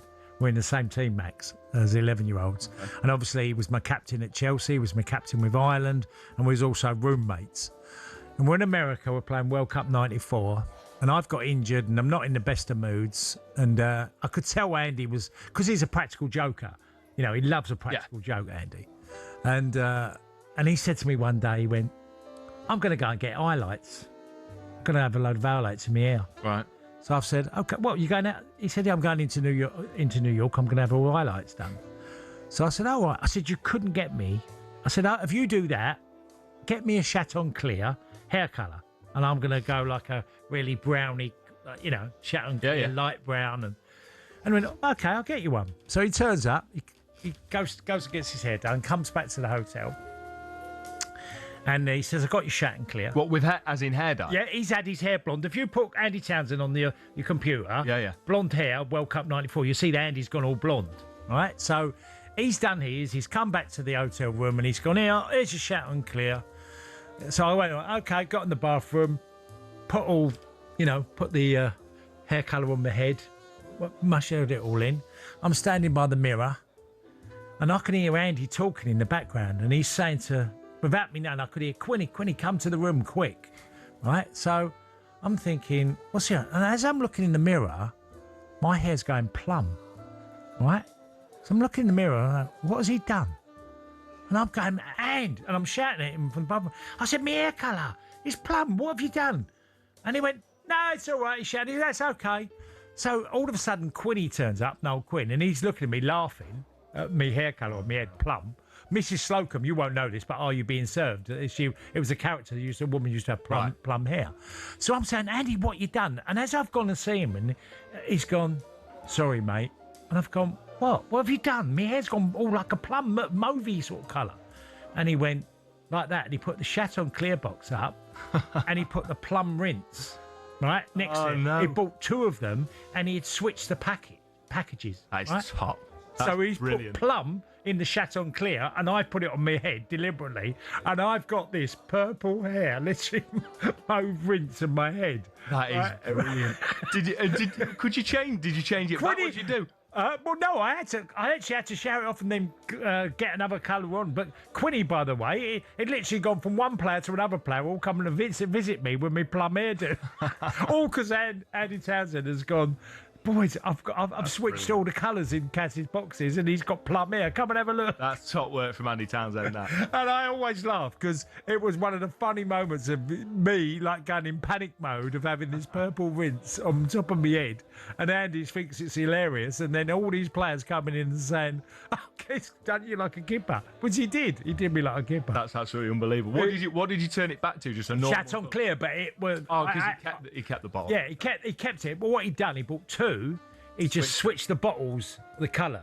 He switched them. So I put on a plum and he'd kept the other one, knowing that I could sort of change it back. But it was just that 20 minutes of panic, knowing I've got a plum rinse on top of my head. Unbelievable. Thanks for your weekly cappuccino, Cass. That was worth it. That fair play to Andy Townsend, talkSPORT's very own Andy Townsend as well. I just want to read a couple of texts that we've got out. Of course, we've been talking about England at the top of the show with Adrian Durham, with Cass, about the defensive frailties. Why didn't he pick Trent, etc. We've got a text from Dean that says, what makes it worse is that for the first time, the manager could pick a 26-man squad. That means 2 left-backs, 2 right-backs, and a utility full-back. It's criminal that once again, an England manager seems incapable of taking a balanced squad to a major tournament. And it's not just right-back. Lewis Skelly, Tyreek Mitchell, Luke Shaw, Lewis Hall, all on their holidays. Cass, one defender that hasn't gone to the World Cup that you think should have gone, if you had to pick, who would it be?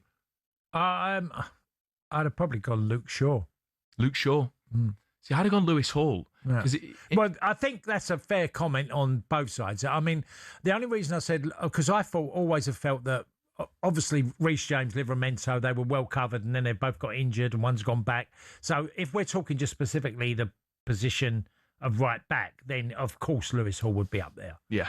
But I would have said before anything, before it all panned out the way it has, I would have said I would have took Luke Shaw as a left back who knows that role inside out. And look, he might not have played, but I think he would have. I thought he had a really good season for Manchester. Yeah, I agree. And he looked a little bit fitter, looked trimmer, and of course, as you say, he's got that experience. Right, a reminder here at talkSPORT, we are supporting the Disasters Emergency Committee's Venezuela earthquake appeal. Please text talkSPORT to 70150 to donate £10, with the whole £10 going to the appeal. Millions of people across the region are in urgent need of food, shelter and medical care. Please do donate if you are able to. For full T's and C's, please visit the DEC website. You're listening to the Weekend World Cup Breakfast on talkSPORT. We're going to chat Argentina next.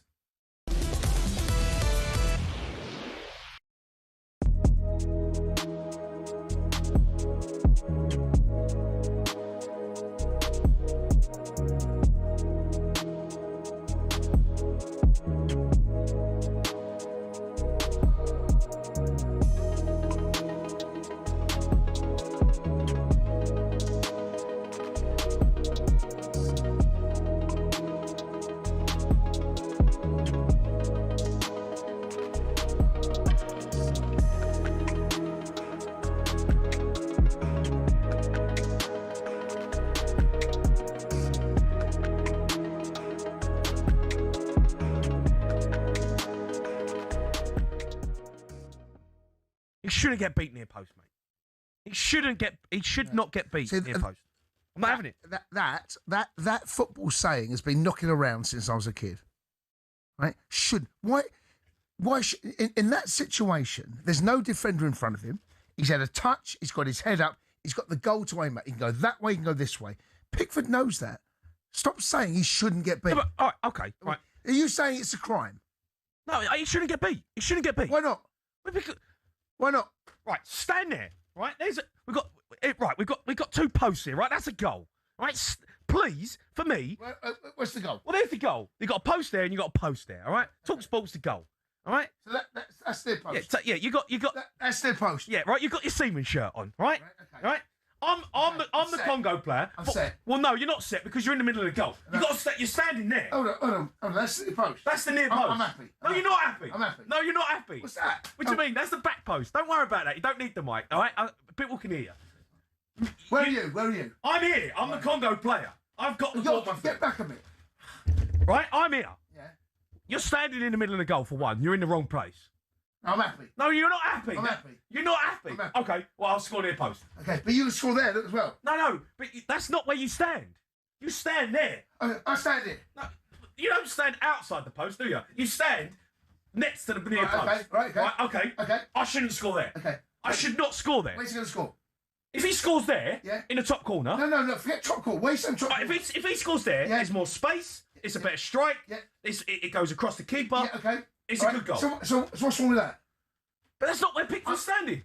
Well, he is. He's not. That's exactly where he stood. He's not stood there. No, I'm not having it, mate. What do you mean you're not having it? I'm not having it. You don't get beaten in the near post. It's a football saying which needs to be outlawed, right? In a 1v1 situation. Get beaten near post. Stop saying it. What a goalkeeper can get beaten near post. He can't. He can.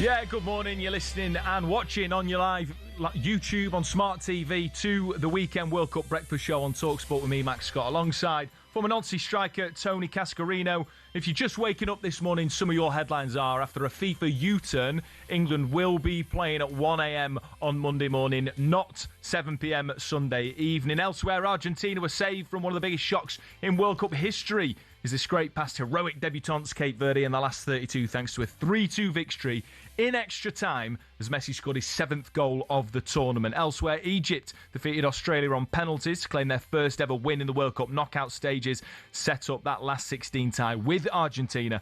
And former Premier League referee Graham Scott joined Hawksbee and Jacobs earlier this week, and he was asked what he makes of the overall officiating at the World Cup so far. I think it's been particularly consistent. The bar's been set generally very high, but then for other things, it's suddenly plummeted low, like we did with the Germany goal the other night. Like Charlie just said, a lot of people kind of assumed, think that the referee, it's been good. You haven't really noticed the rest, but there's been more interventions than in the Premier League, and there's been at least half a dozen, if not more, incidents that if they'd happened in England and they offended a club with a particularly vociferous fan base, we would be hearing about them for a week. But because there's another game comes along 2 hours later, it kind of gets knocked away. Yeah, it's true. And how many people in England are even noticed that Canada should have had a penalty against South Africa? Former Premier League ref Graham Scott speaking to H&J. I really enjoy listening to him, Cass. I think he speaks a lot of sense. Do you agree with him that, the officiating's been inconsistent, and the only reason really they've gotten away with it is because the games are moving thick and fast and we just move on from it? Yeah, and things are forgotten really quickly. I mean, I felt one of the worst decisions of the World Cup was Balogun of USA getting the red card. I thought that was really harsh. That could easily be the final game of the tournament. And it's a great example of the inconsistency, because Messi in the first game of the tournament does exactly the same thing, but there's, I'd say it's less clumsy, and he gets away with it scot-free, doesn't even get a yellow card. So I think inconsistency has been a big problem in this World Cup. For more on all those stories, of course, visit our website at talksport.com. But now it's time to round up all the latest tournament action with Burger King. The Breakfast Briefing on talkSPORT with Burger King Burger Buddies. Total tournament satisfaction delivered by the experts. Order now on the BK app. Benito Amiami for a match that encapsulates what the World Cup is all about. All in towards Messi. Oh, how on earth has he squeezed that in? His control, Jim, on the outside of the left foot is magnificent. Messi's got 7 goals in this tournament, Stu. He's only had 11 shots. They all come here to see Messi magic, and he has delivered. Oh, it's in! An extraordinary moment. Leroy Duarte has equalised for Cape Verde. And I'll tell you what, Argentina all of a sudden have got to raise the tempo if they want to win this game. Extraordinary story panning out here in Miami. Take the world champions to extra time. This is one of the greatest shocks in World Cup history. Left-footed effort. Oh, blazed in. Sandro Martinez and Argentina lead again. Surely too much to ask for them to be able to conjure up anything again. Cape Verde will bring it forward here with Sidney Cabral. Oh, brilliant. That is a stunning goal. You just couldn't comprehend it. You just cannot believe this scoreline. Messi to take the latest corner. 2-2 the scoreline. Oh, it's in. It's 3-2 Argentina. Romero takes the acclaim. But if you think you're going to retain a World Cup playing like that, with that arrogance, you've got no chance. And Argentina have won. One of the greatest that the World Cup has ever seen. Yeah, the reigning world champions escaped the ultimate tournament shock by the skin of their teeth, surviving an absolute extra time thriller in Miami to edge Cape Verde 3-2. Lionel Messi opened the scoring to net his 7th goal of the tournament to take his record-shattering career tally to an unprecedented 20 World Cup goals. And I'm happy to say, joining us now is the doctor from Rosario, the same doctor who Lionel Messi thanks for his growth as a young boy, Dr. Diego Schwarzstein. Diego, good morning. Hi, Diego. Hi, good morning. How are you? Yeah, we're doing well, thank you, mate. Now, when you first met little Lionel Messi at 10 years old, did you ever expect that the little boy from Rosario would become the greatest player in history? I think that never thought. No one could imagine that Leo will develop his career. Neither him, because this is like a film scoop, his life. So when he was 10 years old, he wanted to be a football player, but I think he didn't imagine that his career. Tell us about, and compared with the average, how small was Lionel? Compared to just the general kids of his age at 10.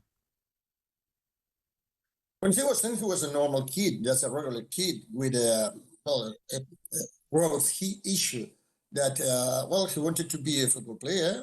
He was, as many Argentines kids, willing to be a professional football player. Very good.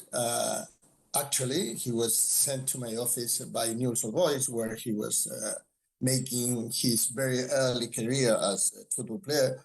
And I have my memories built after all this happened, because I don't have memories as a special kid.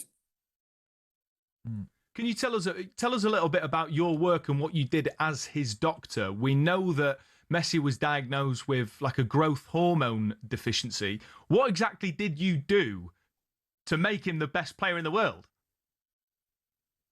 Well, no, I did nothing to make him the best player in the world. I make some things to help him grow. He was harboring a growth issue that you said is growth hormone deficiency. And what I made was practice the diagnosis. There is a kind of schedule when we receive in our office a kid that is short with short height. We start a kind of diagnosis test. So we move to a diagnosis, because it's not this is not the only cause of growth issues. So we have to discard all issues till we find all causes, till we find which is the cause in each case. And after that, we started treatment. So in Leo's case, what I did was arrive to a proper diagnosis that was GHD. And after that, he started the proper treatment to correct it, so allow him to grow properly. Tell us how much pleasure it gives you watching Lionel now playing in World Cups, being a World Cup winner, doing what he's doing at this tournament. Tell us how much pleasure that is for you. Oh, it's a lot of pleasure. It's a big pleasure to be a little part of his history. Do you still communicate with him at all? Have you spoke to him recently? Well, I used to do it very often on the first stages of his professional career, but as he was becoming so famous and so difficult to reach, nowadays I have a very sporadic touch with him. Yeah. Obviously, he moved to Barcelona at a very young age as well, didn't he? Which is obviously then different people look after him in different ways. Yeah, that's it. But, when I was very young, I lived in Barcelona many years, and then I came back to Argentina. That was when I met Leo. So when he decided to move to Barcelona, we got a common link with the city. So we started to speak a lot. In the first appointments, we talk a lot about football. And after that, we also talk a lot about Barcelona. So Barcelona was also linked to strength the patient-doctor relationship. Talk to us just generally about Argentina. We've obviously seen Lionel Messi. He's got 20 World Cup goals now, 7 in this tournament. It was a close shave last night against Cape Verde. It was almost an amazing upset. Are you still confident that Argentina can go and win this thing again, back to back?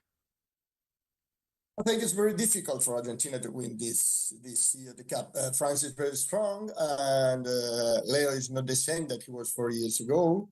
Time is running for everyone, but I'm confident. I don't know if confident, but I've got hope.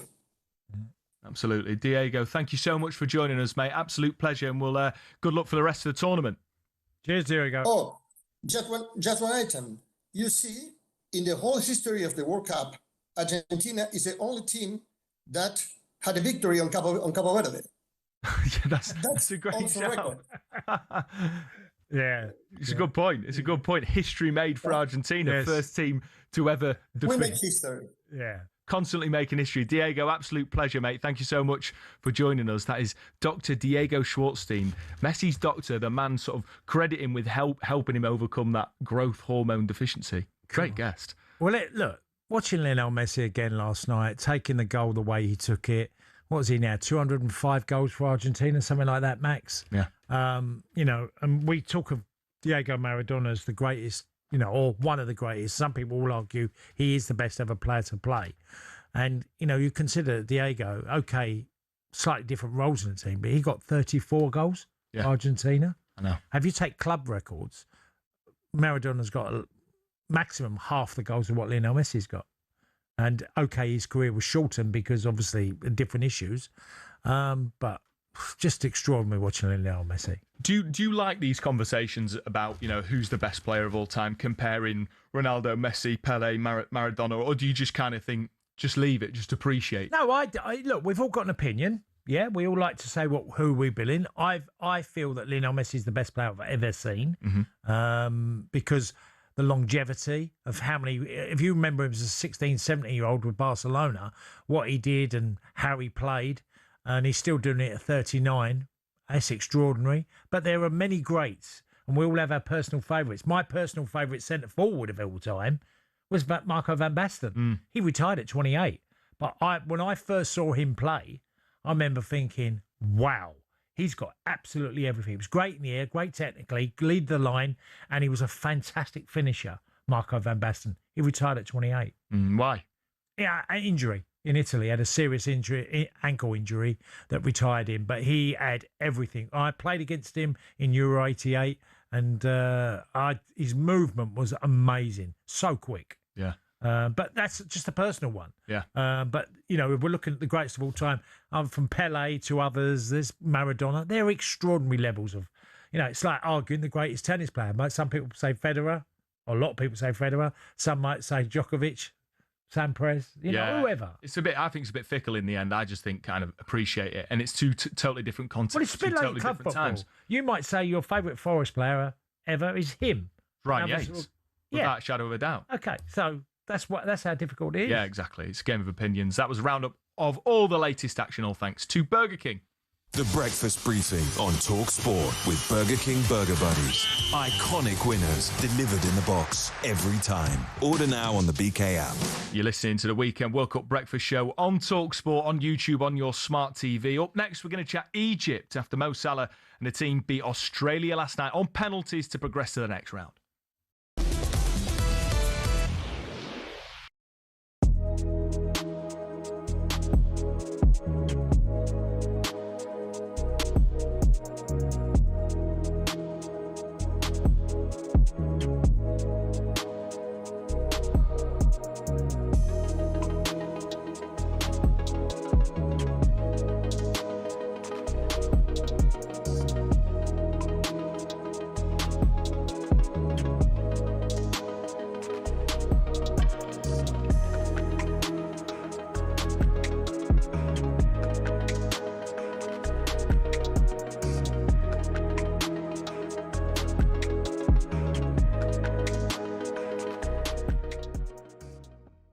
Quick one on Portugal against Croatia. Portugal won 2-1 in the end. Ronaldo, of course, getting his first knockout goal with a penalty straight down the middle.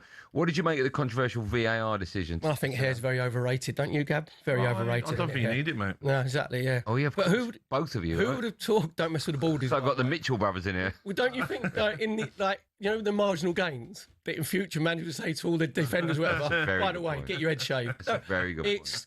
It's nonsensical. Honestly, it is so ridiculous that we're talking about a hair follicle and you're talking about snicko, right?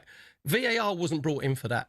And then I don't know, you've probably seen it. When you're looking at it, right? Hard to tell. The ball doesn't change flight. The spin of the ball doesn't change whatsoever. Okay, I'm going to play devil's advocate. I agree with everything you've said. I agree with you. But here's my question: was it offside? What, according to Snicko? Well, according to the laws of football, was it offside?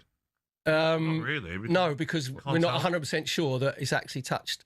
You know what we're going to do now is right. I know, but it was offside, right? I agree with you, Perry. You won't get an argument from me. Good. Why is it offside? But because it's touched him. How do you know it's not it? Because the microchip in the ball has told us that. Yeah, right. So that's how mad that this is that we're talking about. Everybody thinks you're talking about cricket, number one. Yeah. Right, with the snicko, right? Yeah.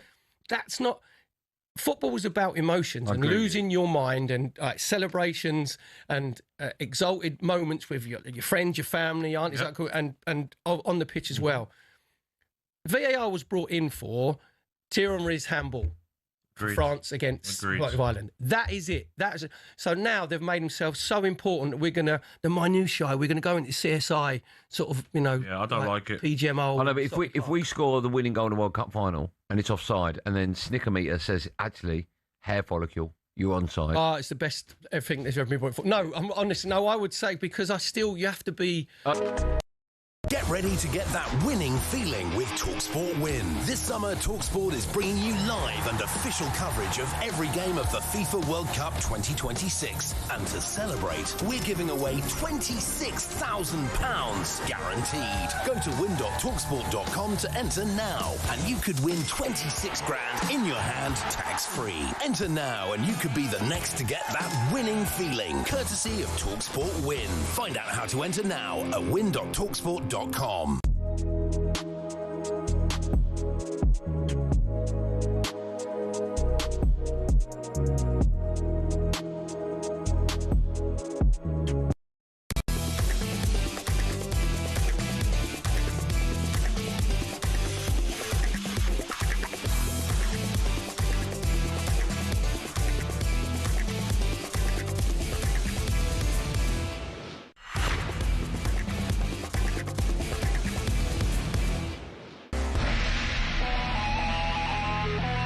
Yeah, good morning. It's the Weekend Breakfast Show live on YouTube, on your smart TV, on TikTok.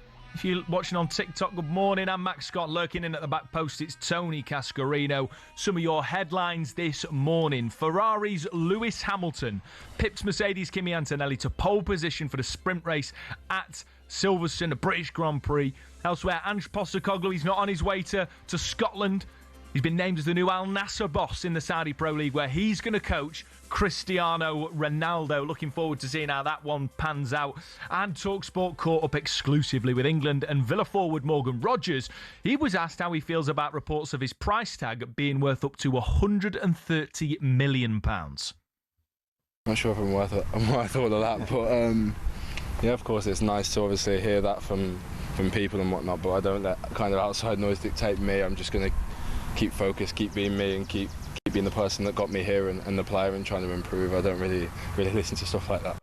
A humble, head screwed on Morgan Rogers speaking to talkSPORT about that price tag, saying he's not worth it. Cass, the market's just so skewed. And I think, Man City buying Elliot Anderson for 116 million has dragged all the prices up. Probably why Tonali's gone to Spurs for 100 million. It's just nuts, isn't it? Yeah, well, I can remember when I was a young boy and people like Trevor Francis, your Forest, record buy. Yeah.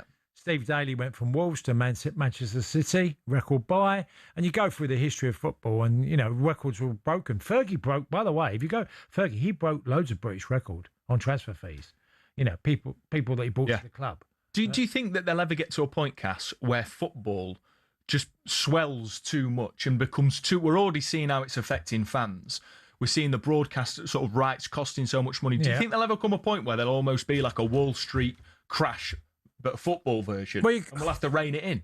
Well, I've been involved in football for 45 years, and I've never seen the market go down. I've never seen wages go down in any year. Obviously, there has been financial issues, but the top end of the game, the growth of revenue... If you go now, Arsenal last year, what was 780 million, something like that, Arsenal. Liverpool have broken their record of revenue. Tottenham have done it, and they can still go out and spend loads and loads of money. The revenue in football is growing. And whether we think it's one day going to collapse, I don't see how. I just don't see it because it's never happened once. Now, obviously, we could make the point where, one day absolutely the world crash could happen. But everything would crash if that was the case. It wouldn't just be football. Just quickly, though, do you think Morgan Rogers, in the current climate, is a £130 million player? It's mad money, isn't it? It is. It's mad money, but it's not on him. It's what the club asked for. He hasn't said I'm a £130 million player. It's what the club want for him because they see him as vital for the continual success that Villa have had in driving to make Champions League football. And what price do you put on that? Yeah. If you let him go and you don't make Champions League football next summer, you're worse off by 80-odd million. Yeah, well, lots of teams interested in. Reminder, you can get all the latest transfer news on our website, talksport.com. And another reminder, if you're just waking up, of the breaking news from last night, England's round of 16 game against Mexico will remain at 1 a.m. Monday night. We'll keep you updated throughout today with all the latest. But let's chat more World Cup action now as Egypt are one of the latest teams to get to the last 16 after beating Australia on penalties last night. Here's how it sounded on talkSPORT. Egypt still going here, ball into the box, header and in! Emma Mashour gives Egypt the lead, close range header. It's a brilliant start for Egypt. And swung into it, goes in! And the header's in! Australia are level, and it is from a set piece as we thought it might be. Mohamed Haney, the number 3, who got the final touch. We are going to penalties. Here's Suter, oh, he's put it over! He's put it miles over! Australia's 4th penalty falls to 18-year-old Lucas Harrington. Right-footed, oh, he's hit the crossbar! Abdel Magoud with a chance to win Egypt their first ever knockout game at a World Cup. Right-footed, sends the keeper the wrong way! Abdel Magoud's the hero! The 7-time African champions have never won a knockout game at a World Cup. But in Dallas, it's Egypt's day from the penalty spot. Yeah, history-making moment for Egypt live on talkSPORT. They're only the second African team to make it so far through to the round of 16 after that record 9 made it through to the round of 32. Let's get more on this now with Egyptian presenter and broadcaster Jasmine Khaled Arabi. Good morning, Jasmine. How are you? Good morning. I'm doing great. How are you? We're big doing smile well on your face. Yeah, big smile. What a night last night. Definitely. I would like to mention the fact that I haven't even slept. That's how exciting it's been. Wow. Yeah. You've not slept. No. Well, fair play for making it in. Talk to me about Mo Salah, right? Because we knew going into the game he was sort of struggling with a bit of a hamstring injury. Unbelievable Panenka, but it seems to me that he's not really been on his game so far. I think even with the Australians, they'd been looking forward most not to see Salah within the team. It was rather something that they were relishing in, the fact that it was a big possibility for Salah not to be playing. But as you've mentioned, the Panenka has a lot of depth into it, and why he actually chose to resort to it. And the fact that they replaced the goalkeeper last minute with the historical goalkeeper in a move to signal some sort of like fear-mongering into the Egyptians. Yeah. I think Salah was attempting to reassure them once again and to take perhaps the biggest risk with the Panenka. And he even said, I had to step up for that because if I hadn't, no one else would. Right. This is our first time seeing him properly as captain. He's been captain before, but he's been captain with generations that would have been contemporary to his, so they would know him as Mohamed Salah Ghali, who built his career off of the Olympics, etc. But they wouldn't be the same team that we have today that's watched him compete in the Premier League and the Champions League and so on. So this is his first time as proper leader. Right. And tell us, where did you watch the game? I watched it back in Manchester. Yeah? Yeah. And a really good atmosphere, party night? Actually, I was on video call with my family back in Egypt. So we were all, people were taken to the streets like crazy. Really? Everyone is celebrating like, I can't even find a parallel to compare this to, because this is perhaps the happiest they would ever get. Yeah. Well, look, you've got past, obviously, you got past Australia last night. Yeah. And now looking at it, you've got the tie, haven't you? You've got the Argentina. Yeah. You've got Argentina. I think I'm giving the wrong signal with the colours I'm wearing today. So, it is Mo Salah, Lionel Messi. It's been framed as that. I think this is a very necessary game because throughout the past games, maybe other teams might have tried to downplay what Egypt has done because they haven't faced opponents as fierce as other opponents that have been faced by African teams. We've not played against England or France or Spain, etc. But I think it would be rather unfair to underestimate what Egypt has done, because in 92 years, not a single game won until this very day. And also, let's not forget that they did play against Belgium, which is a top 10 team. Yeah. And I like to call it the Usyk versus Rico dilemma. Yeah. Just because Rico did really well doesn't mean that was because Usyk was bad. So just because Egypt ended up with a draw doesn't mean that was because Belgium wasn't able to perform to its best. It means that Egypt was just equally as good. And we've seen as well, like last night, Argentina really struggled against Cape Verde. Yeah. So yes, they've got Lionel Messi in banging form, but that doesn't automatically mean that they're, that you can just say they're going to go through. It's going to be a really tough game for them. Absolutely. Very unexpected from a nation that's just as aspiring as Cabo Verde. I'd say everyone's been speaking about Virginia, and it's a well-deserved aura that he's received recently. See, one of the big things, now you thought it was big last night against Australia. Yeah. But what it's going to be against Argentina is going to be far bigger. I think we, as football fans, especially non-Egyptians, should shift the focus away from Mohamed Salah and start looking at other names that are really, really important. If we look at Imam Ashur, the guy who scored against Belgium in the first game and who scored in today's game as well, yesterday. Most talented player on the squad. Talented insofar as he almost sparked a civil war in Egypt by pulling the Luis Figo a move and moving from Barcelona to Real Madrid. He moved from Zamalek to the arch rival Al Ahly. Oh wow, I didn't know that. Yeah, and he, in fact, I read this morning that he was listed as top goal in terms of goal speed. So his goal ranked fastest in all goals, apparently, according to the Canary. In this World Cup. Yeah. So definitely one player to be looking out for. I think if I'd be given man of the game to every single game, it would always be Mustafa Shubir, the goalkeeper. And one thing I think non-Egyptians wouldn't know is that this guy, his dad was Ahmed Shubir, who was responsible for changing the rules of football forever. He, in fact, in 1990 was goalkeeper for Egypt in the World Cup. And he played against you. Really? He played against Ireland. It was 0-0.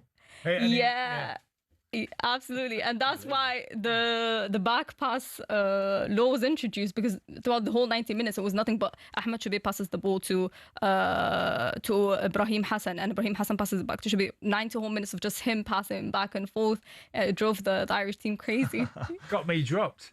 That was the game I got dropped after no way. 1990. Yeah. That's I played in that game and got dropped for the next game, which was the Dutch.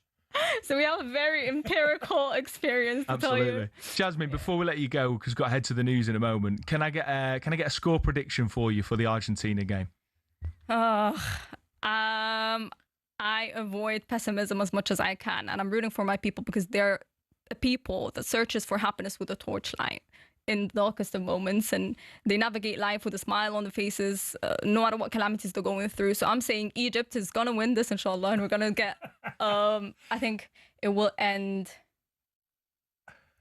3-2 as well. Ooh, another 3-2 belter. Well, if they win, Jasmine, we'll get you back on. Thank you so much. Absolutely. For joining us. Thank Absolute you. pleasure. That's broadcaster, presenter Jasmine Khalid Arabi talking about Egypt, backing them to win 3-2 against Argentina. After their performance last night against Cape Verde is definitely not beyond the realms of possibility. Remember as well, talkSPORT's now available to watch live in more places than ever, including on Samsung TV Plus. So make sure you're tuning in for our wall-to-wall coverage throughout the World Cup. That's Samsung TV Plus for talkSPORT, and all the sports you know and love, you can watch us there. This is the Weekend World Cup Breakfast on talkSPORT. Next up, we're going to chat the US men's national team.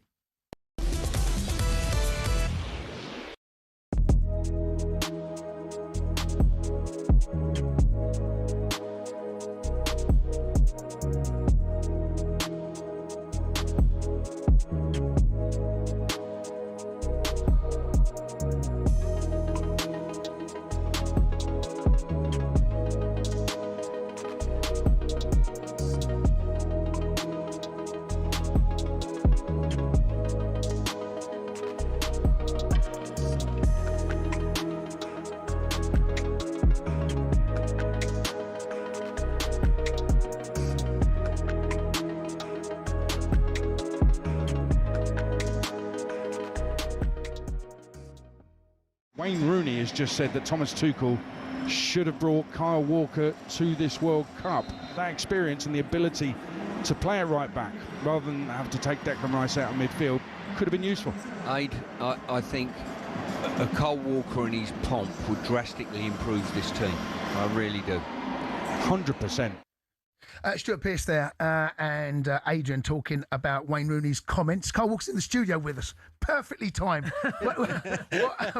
What do you make of Wayne Rooney's comments there? No, I think for Wayne to say that, it's flattering. I think a legend like that to say that about you, it obviously gives you a little bit of a pat on the back. But I still go back to the Trent scenario that, Trent is still out there and available, and I think maybe he should have got the nod. The comments itself, you've retired from international football. You did. I didn't know this, but you told us in the gallery back in April. I think it was around about April, March. You regret that a little bit? No, I think I do regret it looking in hindsight now that there's a potential place for me in this World Cup. Did you feel that place had gone now? That just wasn't going to happen again, that your England career had come to an end? Is that... I look at it now and I think that obviously with Reece and Tino's recent injuries, maybe I could have got the shout. But when I had the conversation eventually with them at England, that was not an opportunity that I was going to get. Obviously not playing the couple of friendlies that they had prior to the tournament.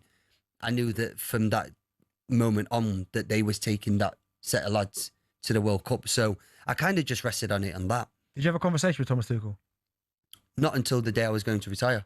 I tried a couple of times and received nothing back. And on the day I was going to retire, he messaged me. Obviously, I'm going to keep that private because out of respect for the conversation that we had. And, I just decided that was the time and I felt it was right.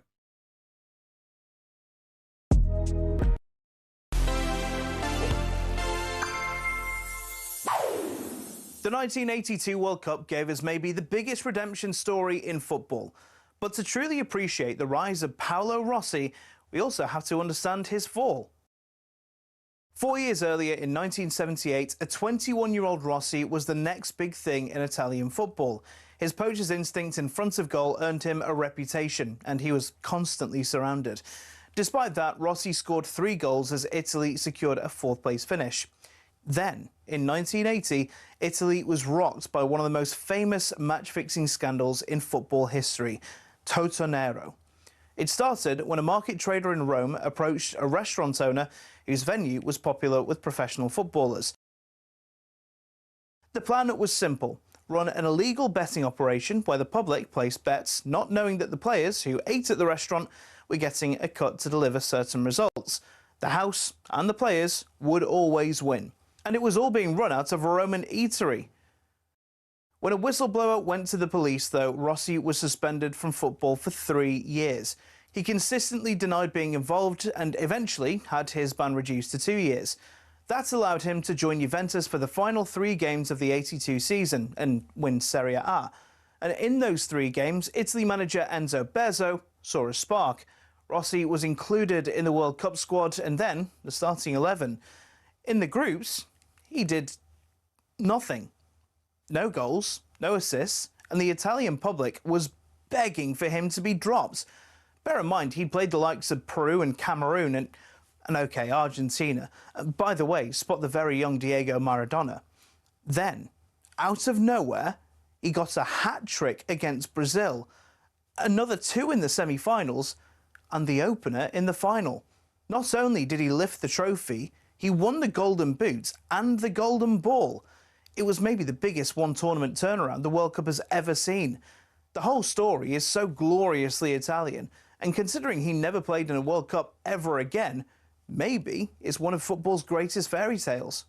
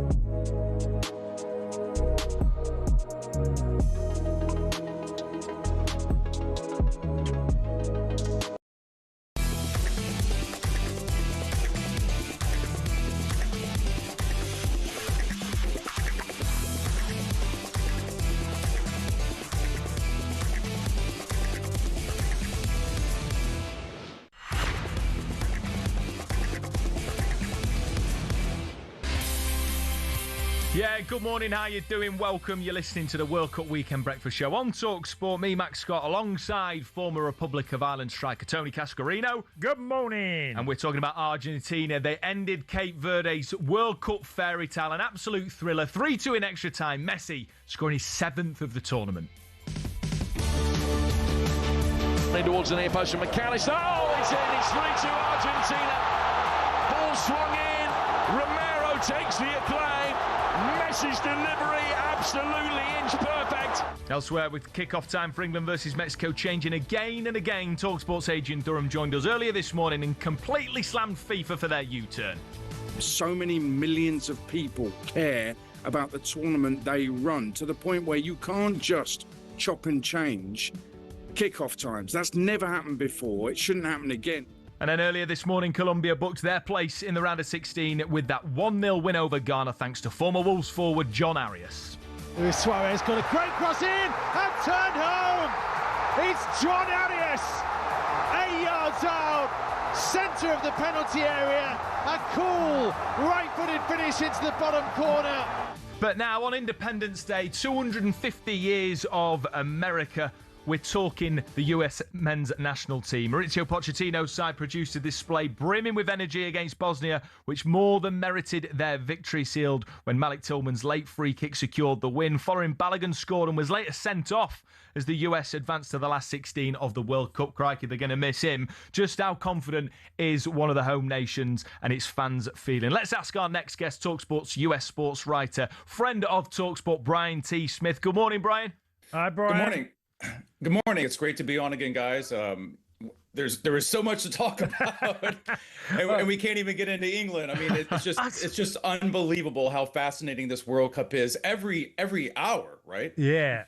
Brian, I was saying to Max earlier, I said one of the strangest or the harshest decisions was Balogun sending off, which I just feel like it can't stay as it is, because it looked like it was totally unintentional. Yeah, guys, I wrote about this. I wrote a column at talkSPORT. It's up at talkSPORT.com right now. It's people have been reading it for the last few days. I feel very, very strongly about this, right? Number one, it did not deserve a red card. Number two, the fact that because of the FIFA rules, the World Cup rules, the second you get that red card, you were suspended for the next match, and it was completely unintentional. It did not merit a red card, and I feel like the biggest problem is the overall appeals process, right? There's almost a non-existent appeals process.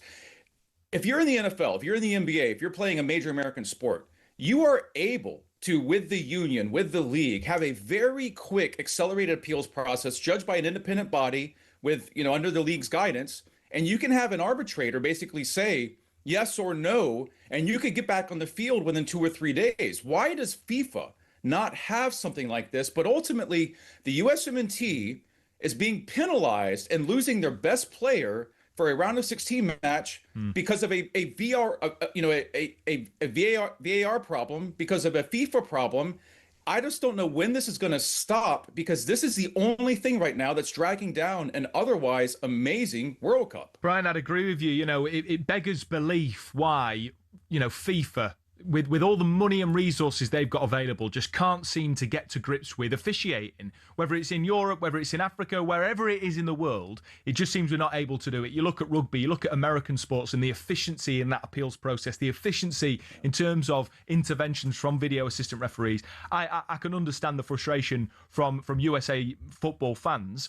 How do you feel going into that knockout game, round of 16 against Belgium? Because they've had some moments, but they're not the team, Brian, that they used to be. Whereas the US, with viewing figures that were through the roof for that game against Bosnia, the nation behind them, I'm backing your lot to get through. Even without Balogun, they should win this match. Now, if I were to bet the flat on this, if I were to bet my life savings, that's a hard one, because you just lost your best player. You're gonna have, maybe they play a false nine. You're gonna have to have more from Captain America, Kristen Pulisic. But this is USMNT team that, other than one match that they did not have to win versus Turkey, and Pochettino basically didn't play half of his starters because they had yellow card issues and he wanted to rest them, they have blazed through this tournament. You're playing on home turf again. Seattle is one of the best cities in the United States of America for soccer. They have an incredibly passionate fan base there. The USMNT hasn't been to the quarterfinals since 2002, and ironically, it was only in 2014 versus Kevin De Bruyne versus Belgium, where you had Tim Howard and the Secretary of Defense, 16 saves. That's still a World Cup record, guys, for a goalkeeper. USMNT should win this match, even without their best player. But Belgium, I agree with you. Belgium has not looked great, but they still have enough talent. You saw that versus Senegal. They're down 2-0 going into the final 5 minutes and are able to claw that one out. But I have USMNT winning this match and reaching the quarterfinals for the first time in 24 years, basically on America's 250th birthday. Yeah, well, I would argue as well, people like Chris Richard, Weston McKennie, Tyler Adams, and Team Robertson, just to name a few of the American players, and you got a decent side there. Tell us, look, I've seen the growth, and we all have, of soccer in America, how it's grown. But certainly the US national team, if that goes well, it feels like it's just the numbers must be growing in an incredible manner with having so much interest in the team.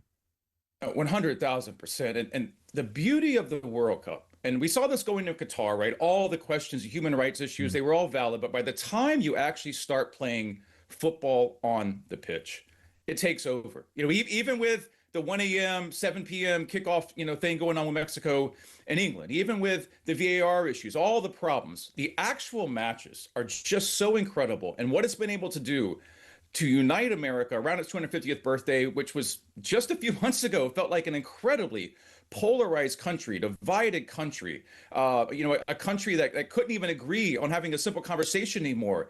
USMNT, Mauricio Pochettino has brought this country together. And it's not just USA, though. They love having the international fans, the Tartan Army, Norway, Argentina. It's been so good for Canada and Mexico as well, obviously, but it's been so good for the USA. We reported earlier, and it's out there that USA would love to maybe potentially host the World Cup in 2038. That's just 12 years from now. I think the biggest thing is for USMNT, other than continue to advance in the World Cup, is can you find a way to keep Mauricio Pochettino? This is going so well. You're starting to build something. You're starting to become a top 15. Maybe could you crack the top 10 in the world and the consistent FIFA overall rankings? I think the way they do that is to keep Mauricio Pochettino. You cannot afford to lose him right now because he has been perfect for your chemistry, for your culture, for your team, and for continuing to build up this fan base of soccer in the United States of America. Yeah, I had questions about whether he'd want to return to club football, and I got the impression with the pressure on him before the World Cup that he looked like a man that might be sort of leaving after this tournament, but not only because of what we're seeing on the pitch and the relationship he's developing with the fans and the nation, but also the amount of money he's on. I can see him staying, Brian. But can you just quickly give me an insight into what's it like in America on a day like today, July the 4th, but 250 years? What's it like? Paint the scene for us. It's interesting. I've been in England working at talkSPORT for almost 3 years right now, and I absolutely love it. It's an honor to be here. It's a privilege. I'm very, very thankful. I love England. But I've been reading a lot about American, independence and 250 years ago and the founding fathers and all that stuff, and watching the documentaries on PBS. Kim Burns has a fantastic documentary on that, by the way. And I'm also more proud than ever to be an American. And you really do see that on July 4th. And I know, there's all the stuff, that looks a little silly and is over the top, but there is also this feeling, being an American, what it took to have that, the freedom that goes along with that, being able to enjoy that. It is one of the best countries in the world when it works like it's supposed to. And I think it's July 4th, it's the World Cup, having all those together. It does feel like a very, very special, magical time. And I think we're reminded, oh yeah, this is what America's supposed to be about. This is what America can be when it all works. And it's always a daily battle to have America work. More than ever, it feels like in 2026, but this is how America's supposed to be. And it can be the greatest country in the world when it actually acts like it. Brian, profound words, mate. Always love speaking to you. Love your passion. Love your columns on the website, talksport.com. If you've not checked that out, make sure you do. Take care, mate. Enjoy July the 4th and good luck for the quarterfinal against Belgium. Good luck, Brian. Take care, guys. I really appreciate it. Cheers. Cheers, Brian. That's talkSPORT's US sports writer, Brian T. Smith, bringing the vibe, bringing the confidence for USA in this World Cup. You're listening to the World Cup Weekend Sports Breakfast on talkSPORT. Coming up next, we'll get all the latest odds with Coral.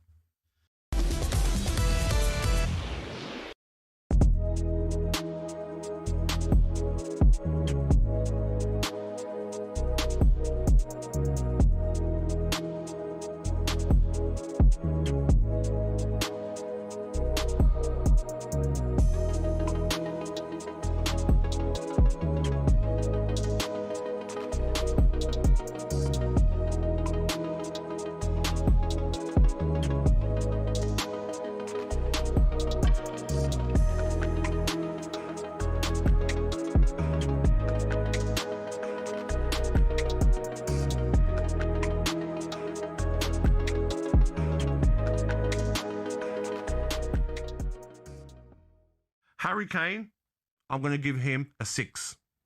What? Fantastic second goal, but his overall performance, for me, not good enough. He scored 2 goals. I don't care, mate. Okay, all right. I don't care. I don't see what more you want from a striker. I played the position, mate. As a striker... You've scored 2 goals in a World Cup knockout game? What you want more as a striker is you need to be involved in the game. How many times were we saying last night, watching a game, get in the box, get in the box. Let me ask you this now. When we play Mexico, right, if you had the option to take exactly the same Harry Kane performance with 2 goals or not and start from the beginning, what are you taking? Yeah, of course you're taking the goals, but when you play better teams, you're not going to maybe score them chances. No offence to Congo. Yeah, but he did. But no, of course he did. But is he going to do that against the top defences? He's not. I know, but I'm just saying. Okay, then. Here's one for you then. Yeah. Say if we get to the semi-finals, okay, and we're playing Argentina, or the final against France. Yeah. And he's not getting those chances. Do you still no problem with him playing centre field? You're marking him I'm saying the performance that he did get them. I'm asking you a question. You're talking about different games. I'm asking you a question. Against Argentina, say we get to the semi-finals, the final against France, do you want Harry Kane being more involved in the game? Do you want him holding the ball up? If he scores 2, he scores 2 again, no. What if he doesn't score 2? Well then, yeah, but he did. Okay, yeah. But he did. But you're marking him on a performance where he did score 2. Exactly, but the whole performance isn't just about, you scored a great goal. What was your performance like for the whole game? Simple. Okay. If you had that game, and scored those 2 goals, would you feel a little bit down about your performance? I would do, yeah. I'd be like, could I have done a lot more? Could I have done more for my team? If you score 2 goals and the second one's like that as the win, I don't think you can feel down. That's my opinion, mate. Okay, all right. Yeah. Sorry, mate. That's all right. I'm just being honest.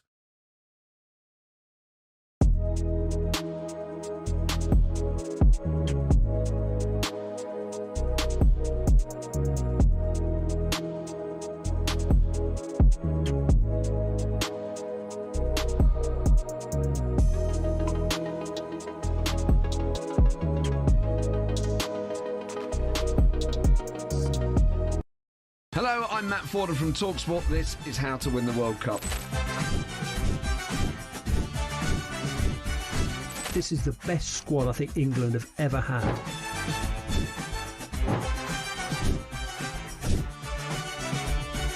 He used to love America, now he doesn't. It's very sad. It was so important to succeed because of all the pressure we received. Don't jump for this one, I'm going to knock his head off. Warning, this podcast does not guarantee England will actually win anything.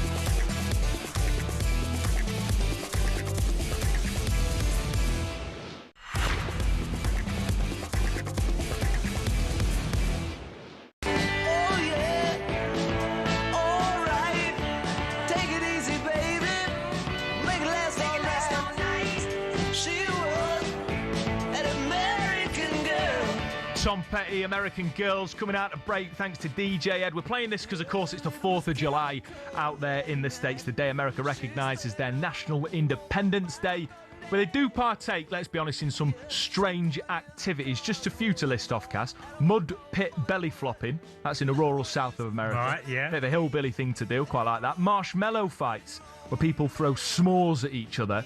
And Nathan's hot dog eating contest, the race to see who can eat the most hot dogs in one sitting. And it's got me thinking, and I want your help on this. 81089, WhatsApp 03717223344. What are some strange British traditions? Because there's some odd ones out there in the States on July the 4th. Can you help me out, Cass? Have you got what's some strange things that other people might think are weird for us to do here in the UK? Well, I probably, you know, the one at the Cotswolds where they all run down them hills and there's like a cheese chasing or something, isn't it? Cheese rolling. Cheese rolling. Do they do that in Gloucester where people go and break? It's that part of the world. Life and limb. Yeah. Oh yeah, but they have an ambulance ready to take people to the hospital.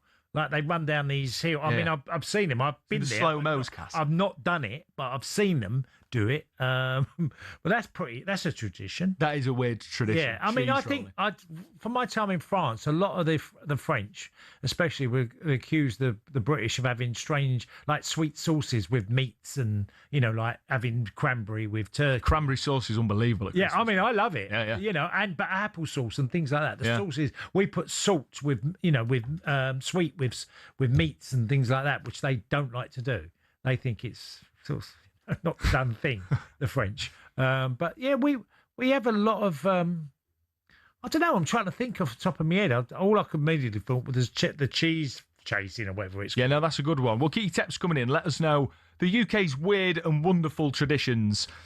This, of course, because there's some weird ones going on in America today. Hot dog eating contest. Do you reckon you'd be...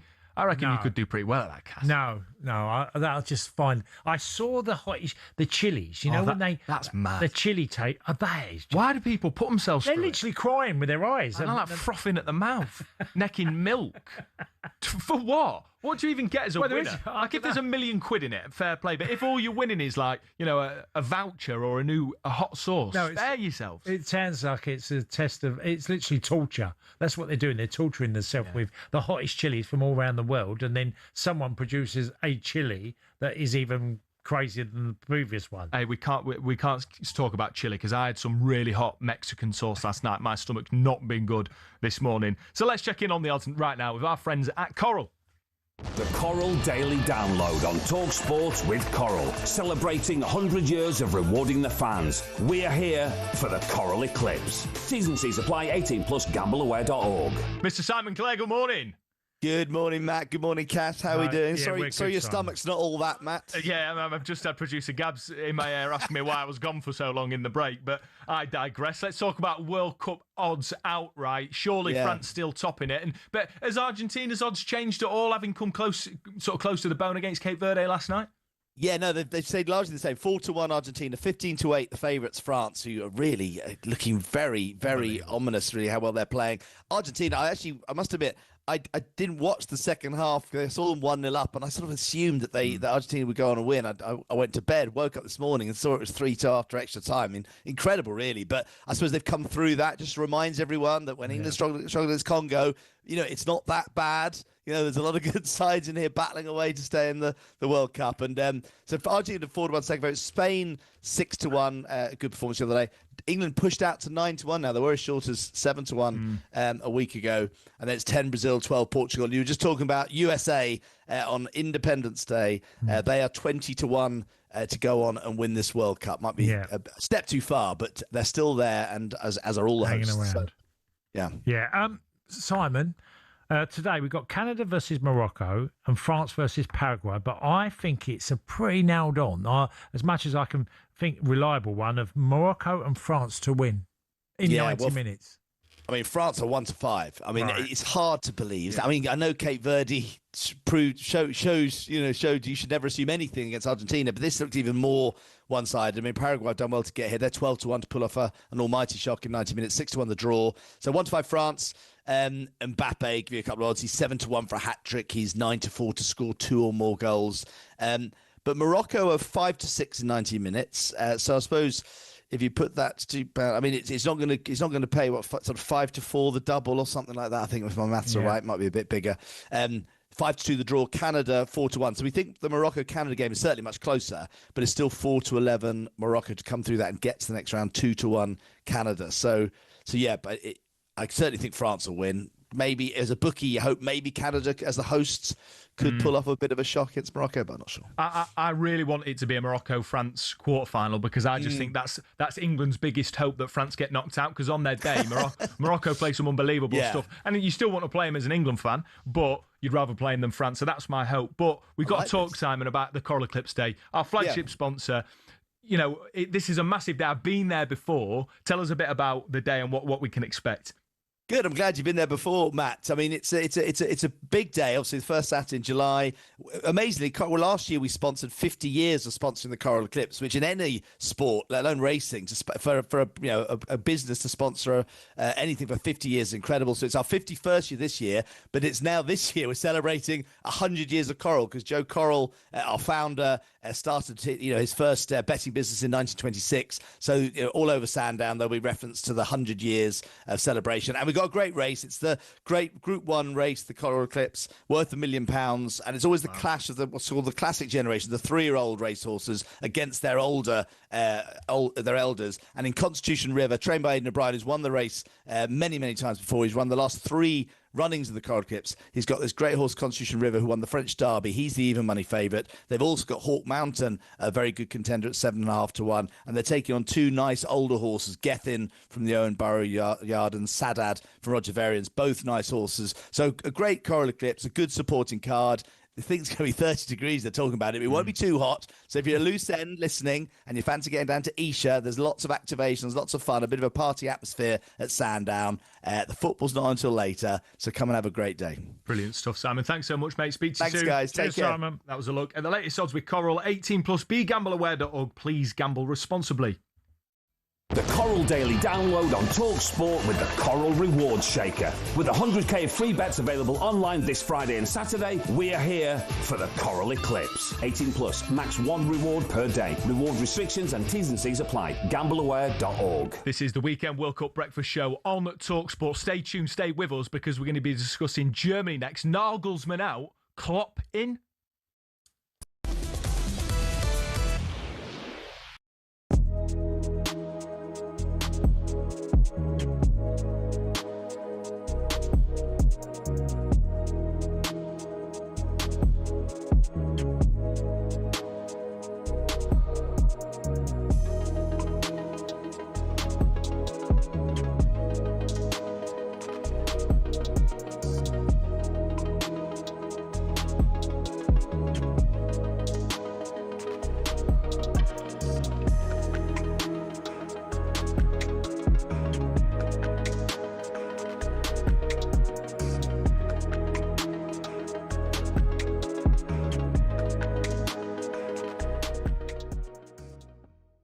Tuchel won the Champions League with Chelsea on the back of not playing particularly attractive football, finding their way through games. So I don't think he really cares how England play as long as they win.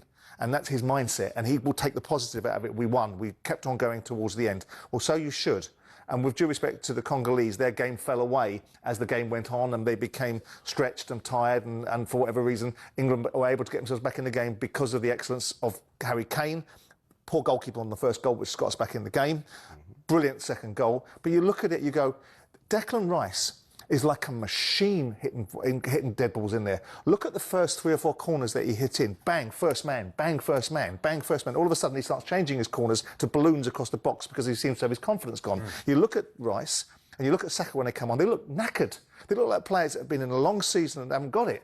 And ironically for England, Declan looked better at right back than what we've got, and that might be a conundrum for Thomas Tuchel that he changes that. But I look across the field, Rashford no end products, Madueke no end products.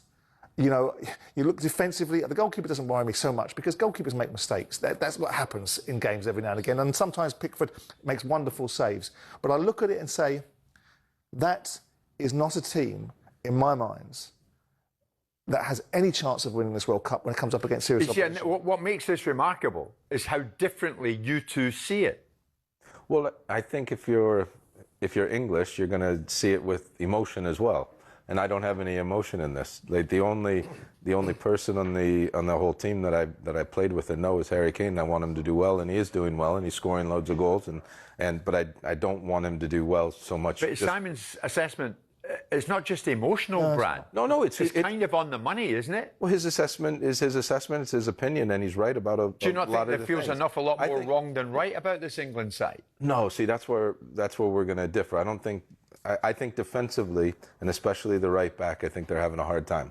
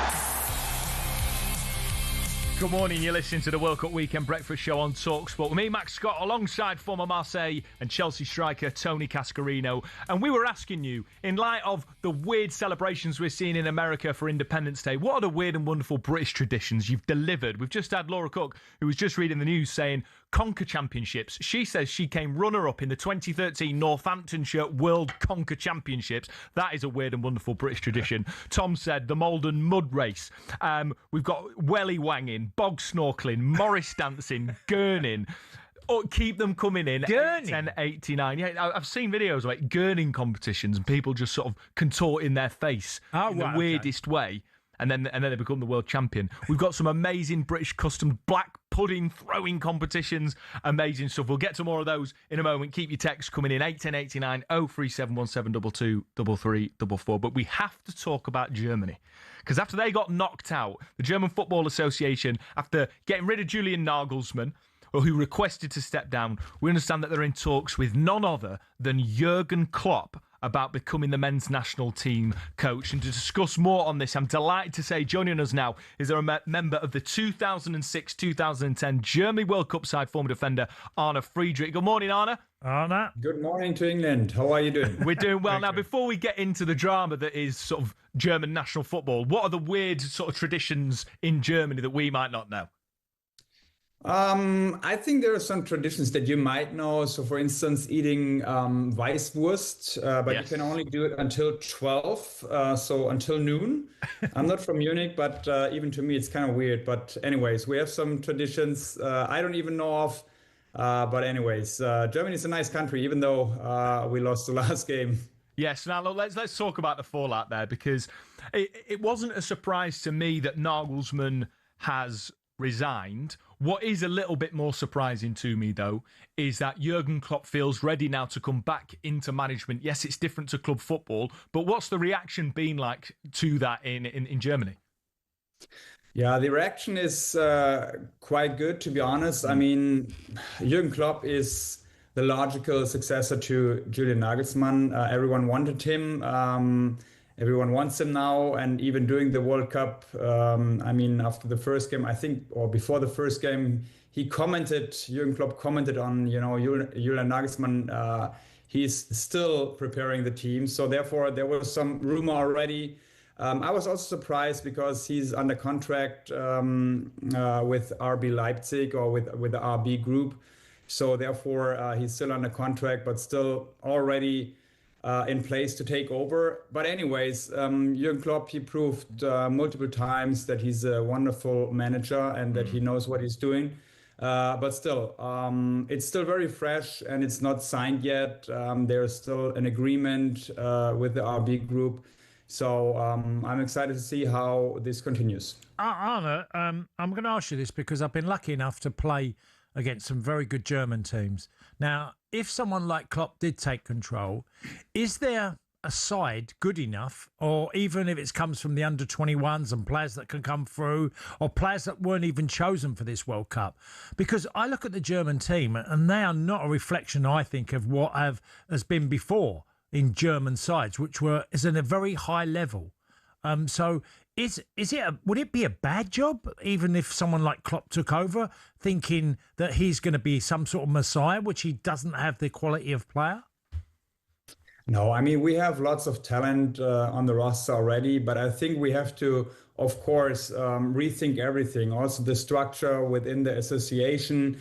I mean, talent alone is not enough. Oliver Kahn said it recently, talent brings you to the World Cup, but responsibility keeps you there. So we have to work on character. We have to rethink the whole process, the whole youth development. Of course, that's a very tough job, and you cannot really solve that within 1 year or so. But the whole situation reminds me a little bit of 2004 when we didn't make it through group stage. I was already playing there in the European Championship 2004, and everything started over new. So football Germany was, on the ground. No one talked nicely about the team anymore. Everything was in doubt. Jürgen Klinsmann took over and he reshaped everything. And I think this is a situation right now we're in that could be similar. It takes definitely time. And also, I think for us as Germans, as German football fans, we should be we should become humble. You know, the last couple of years, tournaments, we thought, okay, we can win the next tournament. We will get the fifth star. But I think we should definitely think differently, more humble. We should work hard on our other things, on character traits that used to be our strength in the past. Back then, everyone, you know, or no one really liked to play against Germany. Today, it's definitely different. We have very well educated, skillful players, but we need different character traits on the field as well, and especially people who can lead. Germany, it's so uncharacteristic for them. Like, Cass referenced it, and you just said it there, Arna. I would fear playing Germany, but in the previous two tournaments, they've failed miserably, really, to sort of qualify in World Cups out of the group stages, not getting into the latter stages of the Euros. Japan last time out, World Cup. Is it fair to say that German football, in terms of national football, is in a crisis? Yeah, national football, I wouldn't say so. You have to divide a little bit between club football and our German national team. I think there's a difference, but in general, we definitely need to rethink everything. I mean, I remember my time when I played in 2008, 10, and 2012. We had Spain as like the big rival who won. You know, they won basically everything with their style of play. And I think that we try to replicate a little bit their style of play. And now we also lost a little bit the strength that we used to have. I mean, we even lose penalty shots now, so which is crazy. I've never seen that before.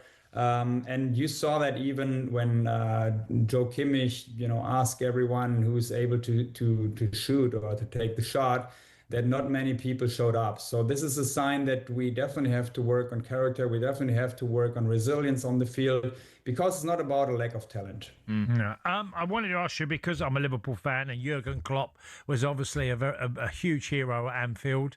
And he's gone into the world of obviously working for Red Bull or Leipzig, and then doing many adverts. Now, I think I see him doing adverts all the time. So I keep thinking, are you a football manager, or are you now like just doing adverts and doing other stuff? And I'm hoping that one day he does come back. So I think this is a great opportunity if it could happen. Yeah, I agree. To me, he's a football manager, and he should be on the sideline for sure. But I can also see why he did it. First of all, after such an intense time in Liverpool, and even before in Dortmund, with such a crowd loving him as a coach and so much energy, it really drains you. I can really feel that. And so he needed probably a different job to take over. And it's also not easy what to do next after being the manager of Liverpool, right? So, but now I agree with you. He should be on the sideline. He should be definitely coaching our national team. I think that's the right choice for now. If and when Jurgen Klopp does take over, for you, what's the first thing he needs to do? What's the main priority when he comes in to try and rebuild German national football? Practice penalty shootout. That's the first thing. No, it can't be that bad. It was your first time, mate. Imagine being English. Yes. Oh my gosh. No, to be serious, there's so much to do, and it's not just about the manager who's on the sideline. It's also about, as I said it earlier, it's about the whole structure. We have to rethink every position within the German Football Association. And I think that's not the last person who left the German Football Association in Nagelsmann. So therefore, there's a lot of stuff to do, a lot of meetings, a lot of rethinking. But again, if someone is capable of doing that, then it's Jurgen Klopp. Right. Arna, absolute pleasure. Thank you so much for joining us, mate. And good luck for the rebuild under Jurgen Klopp. Cheers, Arna. And all the best against Mexico. Thank you, mate. Really appreciate it. That's former Germany international Arna Friedrich giving us all the latest on German football. I mean, it's crazy to think how far Germany have sort of fallen in recent years. And as he said, no longer a team that is feared. Just to get into a couple of those texts, Cass. Shin kicking. Yeah, I've heard of that. Shin kicking competitions. At World Coal Carrying Championship every year in Gawthorpe near Wakefield. Love that, proper Yorkshire thing to do. Sheep racing in Masham every year. Who knew sheep could run that fast? That's from Vicky. Keep those coming in, those odd British customs. 03717 223344. And as well, if you want a chance to win £26,000 tax-free, we're giving away the big bucks to celebrate the 2026 FIFA World Cup. You can fund your summer and enter right now. Head to talksportwin.com to enter, and for terms and conditions. You're listening to the Weekend World Cup Breakfast Show on talkSPORT. Next, we're going to look at some of the best bits across the station in this World Cup.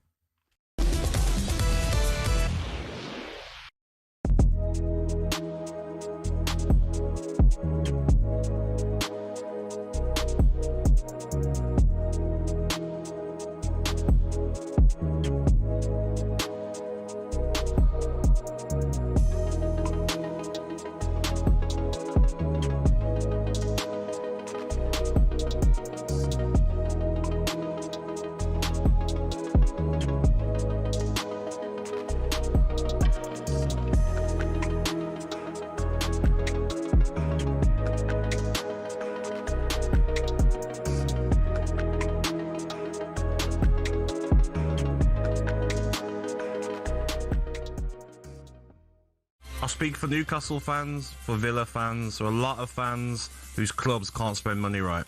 Spurs have finished 17th 2 seasons in a row, right? And then teams like Aston Villa, who have just won the Europa League, are getting fined £19 million and can't spend any money. It's a joke. They're obviously spending... I don't care. It's a joke. Your team as well, Manchester United. Spend whenever you want. The rules are a joke. Just what's the point, mate? What's the point? The rules are terrible, though, Andy. Come on, mate. Be real now. It's that bias, mate. It's that so-called top 6 bias. Clubs like Aston Villa and Newcastle can't buy anyone. But Spurs finished 17th 2 seasons in a row and then go and spend. What's next? Who's going to go and get next? Just mad. Listen, I don't think he quite understands what FFP stands for because he's used Man United as an example. One of the biggest clubs in the world. No, but I think he has got a point. I think he has got a point about the fact that, and I feel for Newcastle and Villa fans because they've got one hand tied behind their back. Yeah, and they can't spend the money they've got, and now he's right. Villa are getting fined. What did they get fined? 90 mil. It was a lot. Yeah, but it's one of them where. But the only way that obviously the club can grow is they have to get in the Champions League every single season. Now, with Newcastle and Eddie Howe, I feel for him because what's he supposed to do? You look at the recruitment they've had over the last few seasons where he's bought players for less and sold them for a profit. And then all these best players, Tonali's now going to leave. Bruno Guimaraes is now Elliot Anderson's the one. Yeah, but I think back then they didn't quite know that he was going to but they had to sell him. Yeah, because of the financial fair play. Right, they had to sell him. Not they wanted to. Isak, gone. And you know they haven't even got a sell-on clause as well. I feel, Eddie Howe, the job he's done at Newcastle, I think has been phenomenal. But what is he supposed to do from that?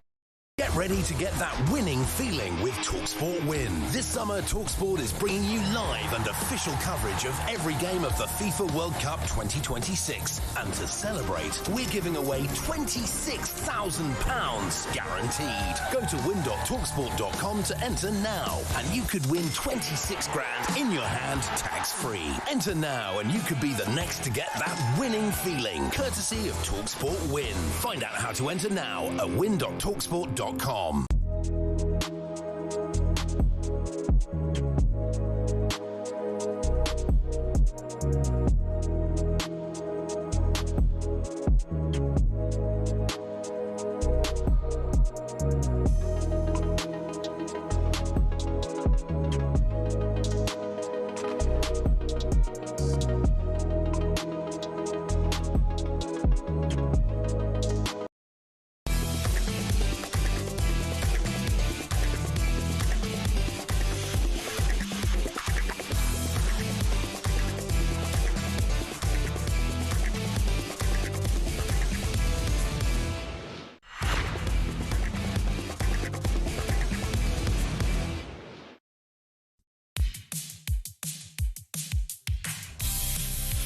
Yeah, good morning. This is the World Cup Weekend Breakfast Show. I'm Max Scott. I'm alongside a man who played 2 World Cups in the form of Tony Cascarino. Now, it's Saturday Fight Night, live on DAZN, and tonight it's an All-American matchup on the Independence Day as Abdullah Mason defends his WBO lightweight title against Albert Bell. You can join DAZN Ultimate and get 185 plus fight nights and access to 12 plus pay-per-view events every year, including Anthony Joshua versus Prenga on July the 25th at no extra cost. But now it's time for a bit of this.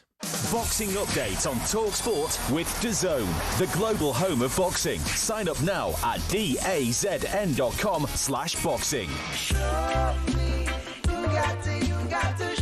There it's Show Me talkSPORT, where we take a look at what's been happening across this great network. Andy Goldstein is heading out, of course, to the US for talkSPORT, but Simon Jordan says there ain't room for the both of us in this town. Mixed emotions about England, because whilst I desperately want them to win on Sunday, There's a big part of me that wants them to lose, so Andy Goldstein gets to put his foot on the American soil for about 15 seconds. As mean-spirited as that sounds. I do love the rivalry between Breakfast and White and Jordan. It's absolutely top. Yeah, well, it's a funny one. Big egos there. Yeah, big egos collide. The Colosseum of confrontation. And there was, of course, some breaking news as one of talkSPORT's presenters was involved in a scandal. Breaking news. Here we go. On talkSPORT. Let me hand over to Gabby Agbonho, who has just recently received a very important text. Gabby, what have you got for us? It's about you, Benty. It's from Aston Villa Club Secretary Sharon. Remember? Okay, yeah, Sharon, yeah, sure. It says, "Morning, Gabby. I just heard you on the radio. You're with Darren Bent today. I'm trying to contact him about his phone bills. They keep coming to Villa. He needs to change his address. Would you tell him, please?" Phone bills? Is that even a thing still? Is it really? What's that about? Yeah. We put the caption up for you as well. Okay. Benty. That's mad, that. Still charging Villa for his phone bill. And Benny said, is that even a thing, phone bills? You don't even know you have to pay for things. Yeah, these ex-pros, Cass, I hope you're a bit more down to earth. That might be his agent setting it up in years gone by. Villa still footing up Benty's bill. Yes. Absolute shocker. Remember, don't miss World Cup Game Day Drive as Andy Goldstein and Darren Bent touch down in the USA from this Sunday. Benty and Goldstein will be joined by a whole host of fantastic names from 4 p.m. tomorrow. After all the chaos surrounding England's kickoff times here, Tuchel's calling on the support of everyone in the nation, regardless of bedtime. Write an excuse for school and let them watch football. Come on, there's so much school to go to, but World Cup is every 4 years. Let them watch. There will be a big match on in 4 days, and we need the support of everyone, and especially of the children. Well, you was formerly a teacher. What would you say to that? Oh, mate, come on. I'd have said they've got to watch it. I'd have said they've got to watch it. Oh, absolutely. Give them the morning off. Tell them school starts at midday and they can come in for their afternoon lessons. That's what I'd say. Just call an inset day. They love an inset day in the school. But the only thing I'd say is parents get absolutely fuming. Lots of them they're more annoyed when you give them the day off because understandably they're like, what am I meant to do? I've got to go to work. Yeah. What would make it easier if Sakir Starmer, who's on his way out, just to curry a little bit of favour so that history maybe speaks of him more favourably if he just says we're having an inset, we're having a bank holiday. Yeah. No, they've done it up in Scotland. Why can't they do it now? That's what I'd say. Yeah. Just let everybody watch it. What was your worst excuse for a day off at school?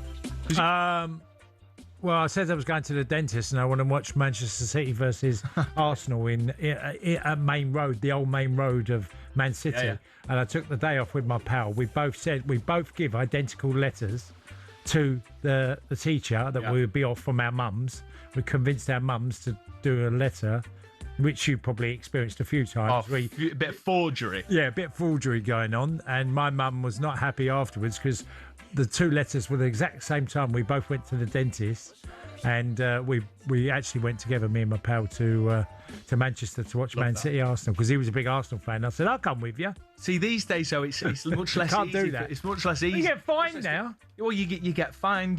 But the thing is, now schools call up now and they just say, is this happening? But if the parent says, they can lie for their kid. That's what I'd be doing as a parent. I'd be saying, oh yeah, he's really, really unwell this Monday morning. Sorry. Yeah. Is he sure it's nothing to do with watching the World Cup? Yeah, sure. I'm sure. Parents, if you bluff it, teachers can't do anything. I mean, I quite like it that Thomas Tuchel has come out and sort of, come on, let them enjoy this moment because the World Cup only does come around once every 4 years. But I'd be more likely if it's the World Cup final, which is on a Sunday. You can't be having school on a Monday, can you? I agree. Whatever way it goes. If they go to the World Cup final, I think that's totally different. Yeah, they've got it. Well, that Monday will be Andy Burnham. If it happens, that'll be his Mind first you, the World Cup final is 8 o'clock at night, isn't it? I think, is it the final at 8 o'clock at night? Something like that. It's in the evening. So it could go on to extra time, 11 o'clock and beyond. Imagine if Andy Burnham, on his first day in power, which is what we expect is going to happen, England are world champions, and he gives everyone a bank holiday. Most politicians will take all the praise. You've got to do it. You've got to do it. So that, I mean, just a reminder as well, we understand there at talkSPORT that after the FIFA flip-flopping, thinking about maybe a 7 p.m. Sunday kickoff, that's not happening. It is back to 1 a.m. UK time on Monday morning. And elsewhere, Jason Cundy was practising his goalkeeping on the sports bar. I stand here. You don't stand outside the post, do you? You stand next to the near post. Okay. I shouldn't score there. Okay. I should not score there. Where's he going to score? If he scores there, in the top corner. No, forget top corner. Where's some top corner? If he scores there, there's more space. It's a better strike. Yeah. It goes across the keeper. Yeah, okay. It's a good goal. So what's wrong with that? But that's not where Pickford's standing. Well, he is. He's not. That's exactly where he stood. He's not stood there. No, I'm not having it, mate. No, What do you mean you're not having it? I'm not having it. You don't get beaten in the post. It's a football saying which needs to be outlawed, right? In a 1v1 situation. Near post. Stop saying it. What a goalkeeper can get beat near post. He can. He can. He can. In that situation, he can. Mate, I know you've watched Robert Sanchez get beaten in near post all season at Chelsea. You cannot get beaten in near post. What's he do? Oh, Slipsky's in goal, was he? What do you do? Go to the near post and slip over. Oh, mate, come on. No, come on. Sports bar boys at their usual. By the way, honestly, our alike is Jason to Bob Hoskins. Don't know who he is. Oh, no, you must know Bob Hoskins, the actor. Remind me, what's he in? On Good Friday. You're young, aren't you? You're too young. Are you young guys everywhere? I don't know what. Bob Hoskins is one of the great traditional British actors. Okay. Right? He's exactly like Cundy. If you put him on, listen to him, listen to Cundy and listen to him. Okay, I will do. I'll do that. That's my homework for tomorrow, Cass. Do you reckon he's got a point though? Do you think we're too harsh on goalkeepers? Well, you can be beaten in the near post. It's just the goalkeepers union always seems to think, no, you can't be beaten there because you got your angles wrong. But Pickford shouldn't have been beaten for that goal. Like if it's an absolute thunderstrike roof of the net, then fair play. But you'd be looking at your keeper to save that. He's had a couple, Pickford, this tournament. That one against Croatia, he got his hand to. Do you think it's the ball that's causing havoc, or do you think? Well, it's caused every other goalkeeper a problem, apart from the Cape Verde one. But then he picked it out of the net 3 times last night. Yeah, it's a lot. These lighter balls, or they move just slightly more. It does. Obviously, we scrutinise goalkeepers more than we've ever done. It's really hard.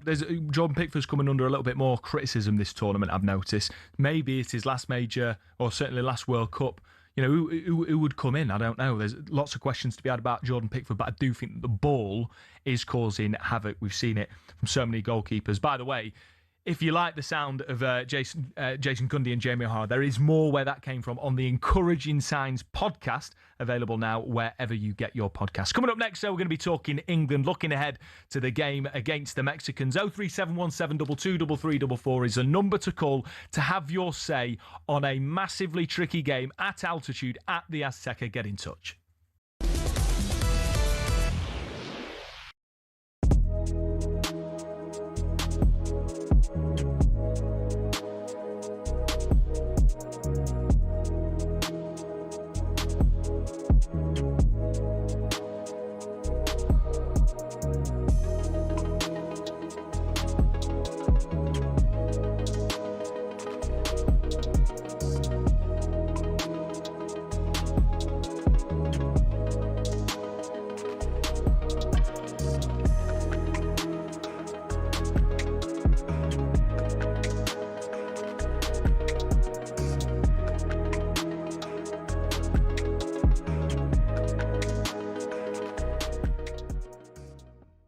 It was an absolute shambles. It was so bad. You're watching going, oh, no. It's almost like they'd been out last night. That's what it felt like. It was so bad, mate. Mate, we got out of jail There's tonight. so much to talk about, and obviously we're going to take calls, but I have to talk about the fact that we don't look like we've got any players in the team, apart of, like, obviously Kane, right? He'll win you a game, and Bellingham. But, like, you can't have 2 players to win the World Cup. France have got 6, 7. Where are the players who are going to make something happen? And I don't want to go there, but I'm going to. Cole Palmer. Trent. Like, you've left these players at home. The right-back position. It's almost criminal that we're having to play Spence there. Spence doesn't start at right-back for Tottenham, who finished 17th. And I'm looking at it going, what's going on? What am I watching? Maduaki doesn't get to the byline, pulls it back to Spence. Spence doesn't want to cross the ball. It's not his game. It's not his game. He's athletic. He'll defend well. It's not his game. I'm sitting here and I'm like, all of a sudden, the best.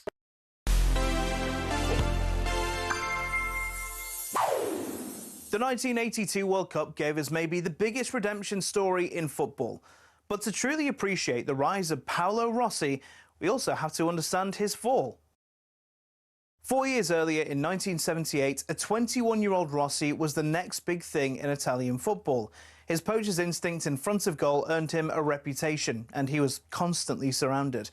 Despite that, Rossi scored 3 goals as Italy secured a 4th-place finish. Then, in 1980, Italy was rocked by one of the most famous match-fixing scandals in football history, Toto Nero. It started when a market trader in Rome approached a restaurant owner whose venue was popular with professional footballers. The plan was simple: run an illegal betting operation where the public placed bets, not knowing that the players who ate at the restaurant were getting a cut to deliver certain results.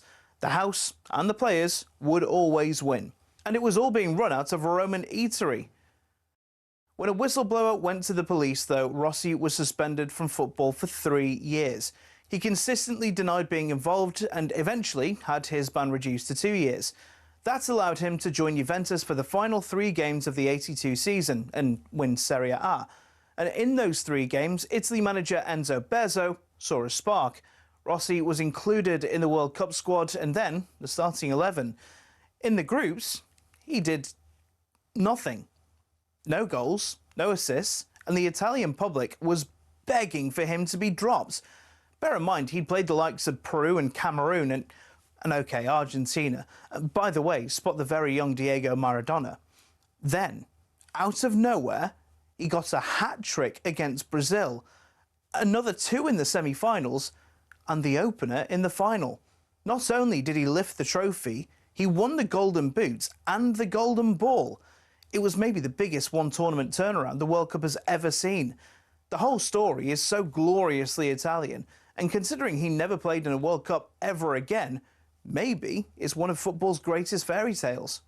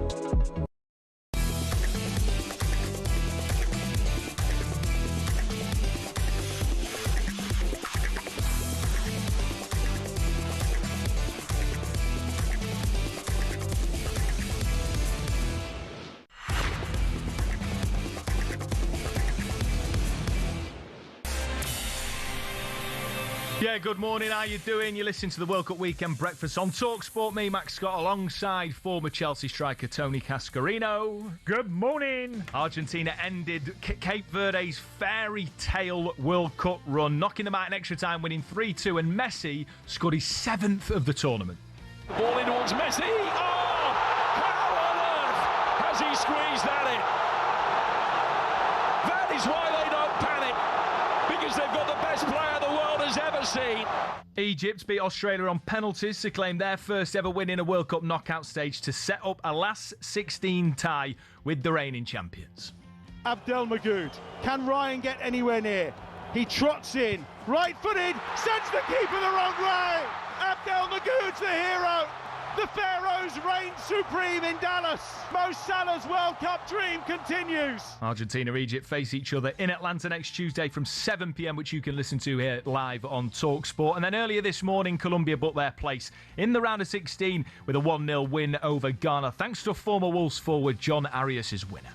Luis Suarez got a great cross in and turned home.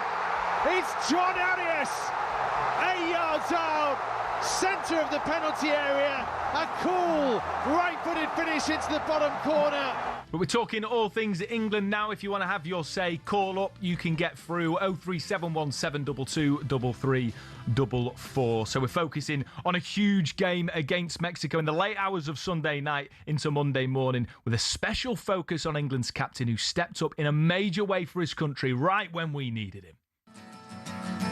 Today is gonna be the day that they're gonna throw it back to you. Harry, not normal. By now, you should have somehow realized what you gotta do. Inspiration to all of us. I don't believe that anybody feels the way I do about you now. It's Kane! Oh, thank goodness for that! 2 brilliant goals. The second one was unbelievable finish. My goodness, Jim, did we need him just then? Yeah, we're in the part of the tournament where you have to grind wins out, and that's what we've done today. Harry Kane's now scored as many World Cup goals as Pele. Quite incredible. Say the most important, Jim, but certainly up there. Another one would be pretty important as well. Most people would probably play out wide there, but he's just caught the keeper off guard and whipped it in the top bin, so yeah, it's different. Kane on the turn! Oh, what a goal! England's captain courageous, leading by example again. The one shining light. That's a stunning finish. Out of nothing. The ability to score a goal and get his team out of trouble time and time again. We have hero moments, and yeah, for me it was the day. Because maybe. Yeah, what would we do? Where would we be without the superstar that's Harry Kane? 2 more goals to take his World Cup tally to 5 at this year's tournament. More goals now than Pele, with 13 World Cup goals all in all. Let's speak to someone now who knows Kane's very well. Gave him his debut back in the day. It's former Spurs boss and England midfielder Tim Sherwood. Morning, Tim. All right, Tim. Morning. How are you guys? All good? Doing really well, thanks, mate. Now, look, we just said it. You gave him his debut. You know him very well. Could even you envisage the player that he's become? No, it's difficult to envisage how good he is. I mean, probably he's in the argument of one of the greatest English players ever. I mean, he just turns up. No matter how big the occasion is, he turns up and he gives everything. He's a reliable performer. If you're a manager of any team which Harry Kane's in, that boy is not keeping you up for 1 minute. You have a good night's sleep if you've got 11 Harry Kanes in your team. Absolutely. Yeah. Tim, tell us, because I saw Harry at Millwall on loan.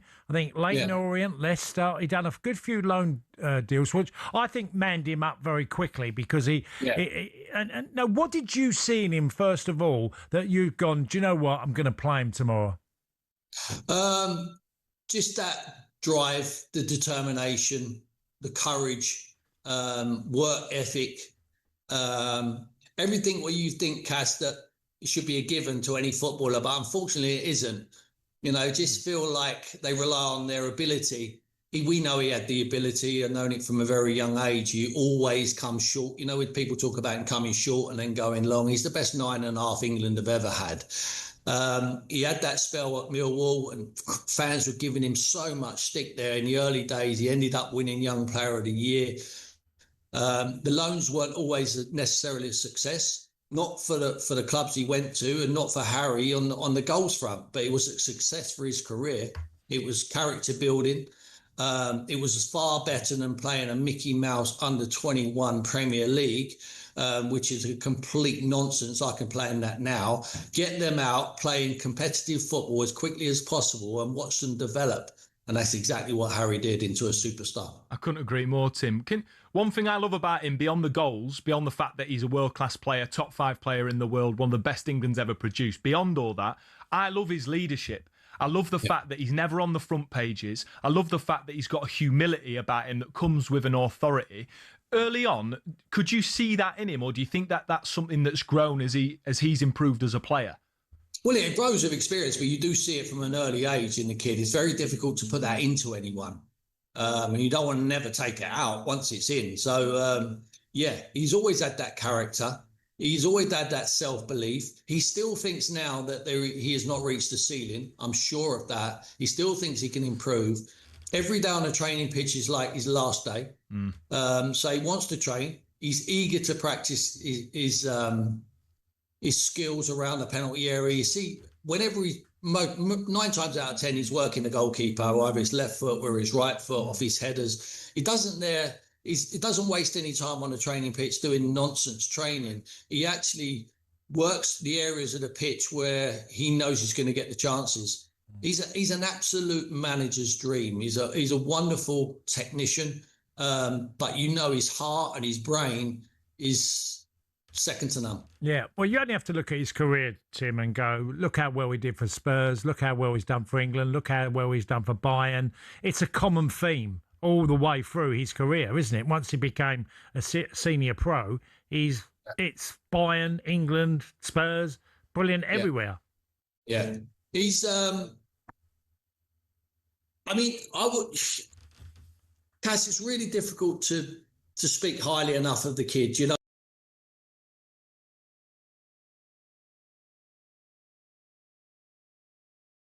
And that is basically where we are. We are dependent on this kid. We're relying on this kid. Without Harry Kane, there is no World Cup for England. There will be no trophy. It will be difficult, I believe, anyway. But he gives us that chance because I know I won't be alone, and you as a football man as well. Anyone, any man or woman watching England play, if you get in around that penalty area, just give him the ball because you know there's an opportunity. One thing's for sure, the goalkeeper's going to have to make a save or he's going to end up picking the ball out the back of the net. I mean, that second goal the other night is typical Harry Kane. He scored them goals when he was 12 years of age and he wouldn't blink an eyelid. That becomes second nature.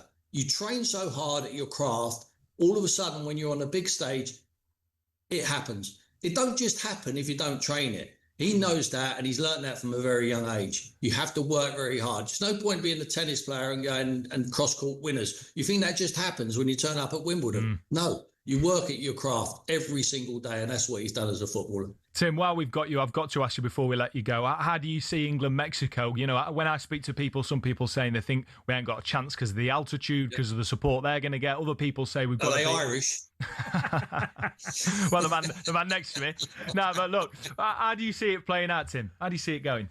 I think it's really going to be difficult, obviously. I think it's really important that they don't panic early on in the game, because they will come out hell for leather. They will come out flying out the blocks and they will try and blow England away and try and get something to hold on to. And Cass will tell you, altitude, you can't catch your breath, especially early on in the game. But you're acclimatised to it as the game goes on. So I think defend a little bit deeper, try and keep the ball is a key. You know, it's a lot, Cass will tell you, it's a lot, and you probably played yourself. It's a lot harder when you're chasing the ball around a pitch than you are when you've got it and you're in control and you're resting on the ball. I think they need to show a different side to them. They cannot play, I believe, perhaps don't go with the two wide players, play with a Morgan Rogers who can handle the ball or an Eze in the tight areas and keep possession better and control the tempo. And like I say, don't panic early on and then the quality will shine through towards the end. I see England winning the game. I think Harry Kane 2, Mexico 1. Couldn't agree more, mate. Love to hear the positivity. Tim Sherwood, thank you so much for joining us, bud. Pleasure, guys. Cheers, all the best. Good to hear from you, Cass. Yeah, and you, mate. Great stuff. That's former Spurs and England midfielder Tim Sherwood. Speaks a lot of sense, doesn't he, Tim? No, Tim's really good. I always listened to Tim over the years, and he's not afraid to give his opinion, and it's always a strong one. And look, he's done management as well. You know, Villa, Spurs. Are you surprised he's not gone back in? I mean, we should have asked him. I don't know. I mean, look, you have to be. I don't know Tim well enough to go and say he's not tried hard enough for a job. I think Tim knows what he wants. He's always been that way. And I know people who know Tim really well, and Tim knows what he wants. And with that, if it wasn't an opportunity he didn't particularly think was that great, Tim would be prepared to go, no, it's okay. Well, he's very good at what he does. I mean, Yeah, you just exactly. heard it there, obviously praising Harry Kane. I know this is a pie in the sky. And that's a big decision, you know. I mean, picking Harry Kane as a youngster to throw in a team, you know, they're hard calls. You've got to get them right because your fans are on you. If you don't pick them, they always give you criticism. But when you do, they've got to deliver for you as well. And what a great decision it was to send him out on loan and sort of absolutely man him up a little bit and get him ready for the rigours of men's football. You'd have had players that come back to Forest who have been out on loan. Yeah. There's players all over the country who've gone out on loan to other clubs to learn their trade. Yeah. Well, I look at, Brennan Johnson went on loan to Lincoln, was incredible there. Exactly. Then had the season he did at Forest. Ryan Yates been on loan, all the way through the leagues, playing every single league, and now he's Forest captain. It's such an important thing. Can I just ask you, Cass?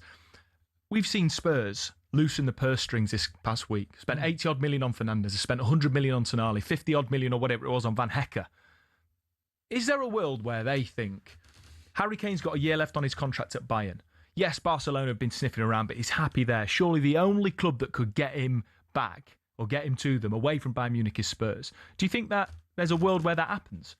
I used to think that he might come back. Now I don't think. I feel the opposite. I feel like Harry's achieved a hell of a lot in Bayern.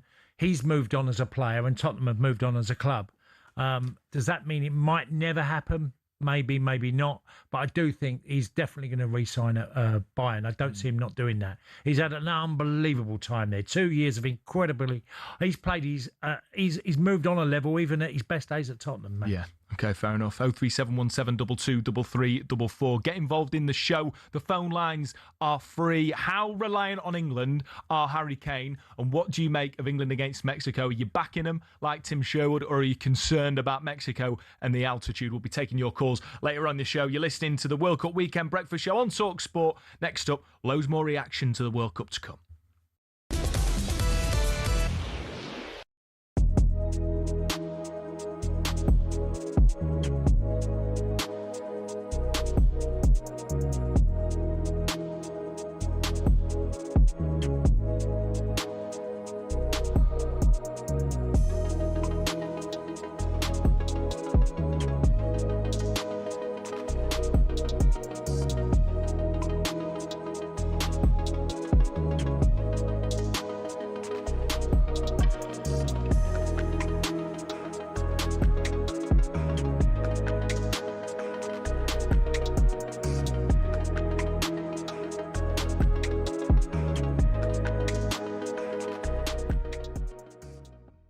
We've already established you're a deluded Arsenal fan. What do you make of Morgan Rogers and £130 million?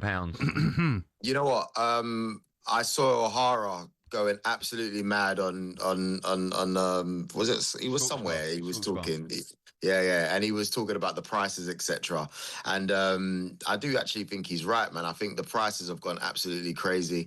But it's one of those where, as crazy as it is, number one, it's not my money, and number two, football makes so much money. They're only going to spend where they think they can get the money back. So as much as it's crazy for us and we go, oh my gosh, these crazy prices, they're making money selling people's shirts on the back end anyway, and all these expensive tickets and everything that's going on. So someone can afford it. Do you need him though, Joel? Because I agree with Benty when I've listened to Benty say that you've got Eze, you've got Odegaard, you've got Ranieri, Durham coming back, but don't you need a proper left winger? I know Martinelli can do good things, Trossard, okay, but wouldn't that money be well spent elsewhere? I think he's so good that if he's available, you take him. I really do. I think in the Premier League, 30 million. It's not my money. If they can afford it, that will why take, do we care? Because I'm guessing you've only got a certain amount of money to spend in this window, and 130 million will be a huge chunk of it. Wouldn't you rather spend that chunk of it on a left-sided midfielder? It depends on who's available, though, Andy. Like nowadays, who's available? If I was to ask you, who do we get? If it's not him, who? Nico Williams. I mean, that would be amazing. Barcola. He's signed a contract though. With, he don't want to leave, does he? Yeah. Do you know what I mean? Like, he's look, Kvaratskhelia, however you say his name. He would have been brilliant like a couple of years ago, but we missed the boat on that. I don't want Rafael Leao. The option of Rashford, I've been hearing, but. What does it say about the Eze transfer, though, Joel? If you're going for Morgan Rogers now, after Eze signed last summer, what does it say about that transfer? Yeah, but Eze is more central, though. Morgan Rogers, I'm not saying he doesn't play central, but I'm assuming... Central. He plays his best stuff in the centre, mate, not on the left. I know, but if you've got all those players, you're going to have to squeeze them in somehow.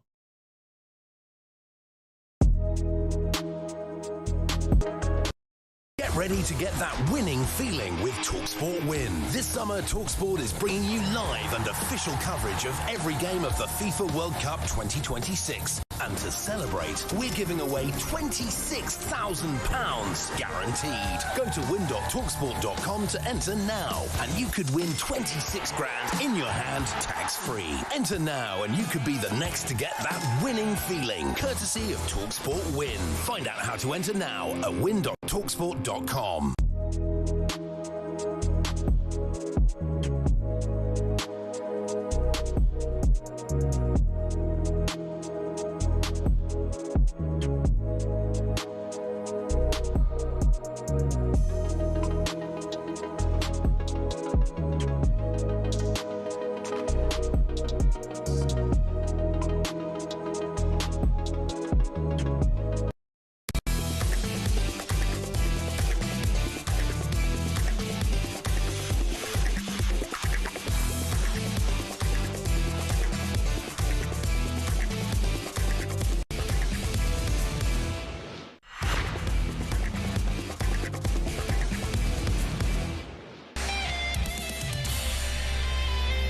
Good morning, how you doing? You're listening to the World Cup Weekend Breakfast Show on talkSPORT, on your smart TV, live on YouTube.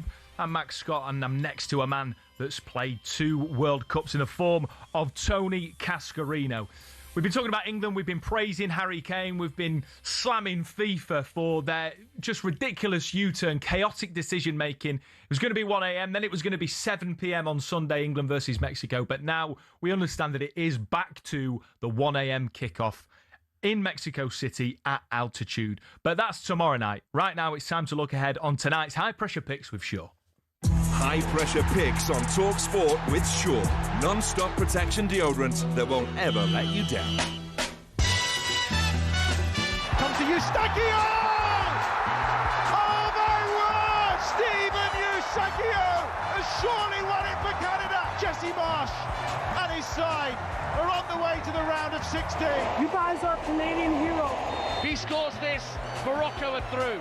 Saibari up against Verbruggen, right-footed, finds the bottom corner, and Morocco move through to the round of 16. We know that they are really good. They play great football. Can Canale score? Here he comes. Oh. He does! Paraguay are through to the last 16. Germany lose the penalty shootout. Having the best side, on paper is one thing. So showing that you are the best side on the pitch is something different. Olise slipped it through. They're in here, and it's Mbappe again. Magnificent. Who is going to stop them? Yeah, the round of 16 gets underway today with World Cup co-host Canada taking on Morocco in Houston, Texas. It marks a historic day for Canada, by the way, with the men's team set to play in the last 16 for the first time in their history, thanks to that dramatic late victory over South Africa. Morocco, though, were unbeaten at this year's tournament, have grown stronger and stronger every game. My dark horses on this side of the bracket. And Canada coach Jesse Marsh has said preparing for Morocco is like a gory, horrible nightmare. Fair play from Jesse Marsh. He's getting a lot of the headlines for his impassioned sort of full-time speeches, all that sort of stuff, Cass. I mean, Canada going in underdogs, but we've seen so far in this World Cup, like in other major tournaments, the co-hosts have that extra sort of zing and pep in their step. Canada, though, not playing on home soil. Do you think they can produce anything to test Morocco, who you, I know, have been really impressed by? Yeah, I like Morocco. I think they're an unbelievable energy in their team. They got Bouadi, a midfielder, good player, Hakimi, and Salabari, Is it Saibari? Saibari, yeah. Saibari. Just signed for Bayern Munich, by the way. Yeah, he's another danger. Diaz as well. They got another good player there. Sort of right-sided midfield. Really, really good side. Unbelievable energy. The way they played against the Netherlands, although it was a draw and, and it's all the way that it played out, but I would say Morocco would have a very dangerous side because of their energy. It's just relentless. They pressure all over the pitch. Great to watch as well. They're dangerous. And I think the French would be very aware if they get past, obviously, if they get past Paraguay, which I think they will because they've got way more than Paraguay. Paraguay are a disruptor. That's what they are as a team. They stop you everywhere, and they did it brilliantly against Germany. Survived a goal that should have been given. The Germans did score that was disallowed. I don't think France will make that mistake. I think they'll bury Paraguay. Yeah. On Canada, what do you make of them so far in this tournament? Done well. Jesse Marsh has done brilliantly well with them. They've looked like guys had the lad David up front, Jonathan David, and they've got a bit of flair about them. They've obviously played like a host nation team, which is always sort of a bit braver. They've not really gone low blocks and defending. They've actually tried to cause the opposition problems. Every time I see Jesse Marsh speaking outside of a press conference, he's speaking about being a Premier League manager. And I can't help but get the feeling, Cass, that he's pining for a move.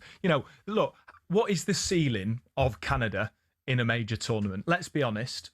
Unless there's significant investment, it's getting to a last 16. I mean, that would be incredible. And so surely he's already, by getting to to this point in the tournament, surely it's he'll be looking for a move elsewhere. Can you see him returning? Maybe he's been around the block a bit, hasn't he, already? So it's a hard one to judge how good a manager is on international football. It's very different because you're talking about a tournament. It's not really about all your qualifications. It's about what you do in a tournament.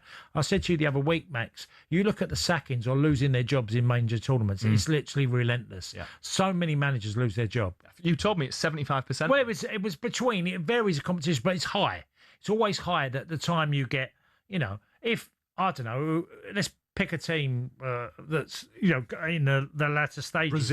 Brazil. If Carlo Ancelotti loses, he'll probably lose his job at Brazil because Brazil would deem himself to be at least a final team. It's interesting, though, because you look at Japan, by the way, who obviously Brazil knocked out. They've had their manager for, I think, 8 years or even longer. And they've done amazingly well. And they'll be frustrated that they didn't have that killer instinct to go and beat Brazil because they could have done that. Yeah. And I think it says something about longevity and having a bit of patience with managers, even if it's in international football. Yeah, but you don't get that with elite nations. You look at the Netherlands, you look at Germany, the common theme is the same, that Koeman done okay, but obviously not okay enough to keep his job. Nagelsmann, they've been beaten. Okay, but they deserve that. Yeah. Well, they could have won the game. The fine line is they scored a goal. It was this lad that would have put them 2-1 up and probably have won the game, Max. Yeah. But Nagelsmann has gone as well. So you've had the Dutch manager's gone, the German manager's gone. These are elite nations. The elite nations all expect to be, or the fan base do, and people within the game expect big nations to go really deep. Does Didier Deschamps lose his job if France don't win the World Cup? Because right now, they look he's leaving far anyway. above everybody. Oh, is he? He's leaving anyway, Max. Who do you reckon comes in then for France? No, it's Zidane. Zidane's taking the job. Wow. That's going to... But he has survived, but then he's won World Cups. And he's had some great teams. They stood by Didier because he could have lost his job. But, he's done a hell of a lot in the game for France. He's produced some great French teams. We're all hoping, just for the spectacle that it'll be, that it's a Morocco-France quarter-final. Is there any world where Morocco can they can. They can beat French. How do they do it? Have you said to me the one side that I really believe could beat France, I'd say Morocco because of their bravery. They are fearless. They will go after you. They'll press you. They'll make you make mistakes, and they'll put pressure on the French back line. Whether they can keep France out is another question because I don't know a team, and I've said this for week after week, I don't know a team who's going to keep a clean sheet against France. I really don't. I don't think there is one. No. I don't think anyone. I think France will score in every game. But Morocco are the team that will come for you. They come for you as well, like they did against the Netherlands. Yeah. It caused Netherlands a lot of problems. I don't know if you saw the highlights of the game. Yeah. I mean, watch it. They were really at the Netherlands. It was a great game. Thing about that Morocco-France game as well is there's a rivalry there. So many of the sort of French players are born in Morocco, vice versa. Yeah, French speaking. Yeah, absolutely. Yeah, so I think that would be an absolute belter. So I hope that tonight on talkSPORT we see the Moroccans beat Canada, co-hosts, and obviously the French get through Paraguay because that is going to be an absolute belter of a quarter-final. That was a look ahead with Shaw, non-stop protection deodorant that won't ever let you down. High pressure picks on talkSPORT with Shaw, official sponsor of FIFA World Cup 2026. Stay tuned. Coming up next, we're going to be having a little look at the altitude issues England might face in Mexico City tomorrow night.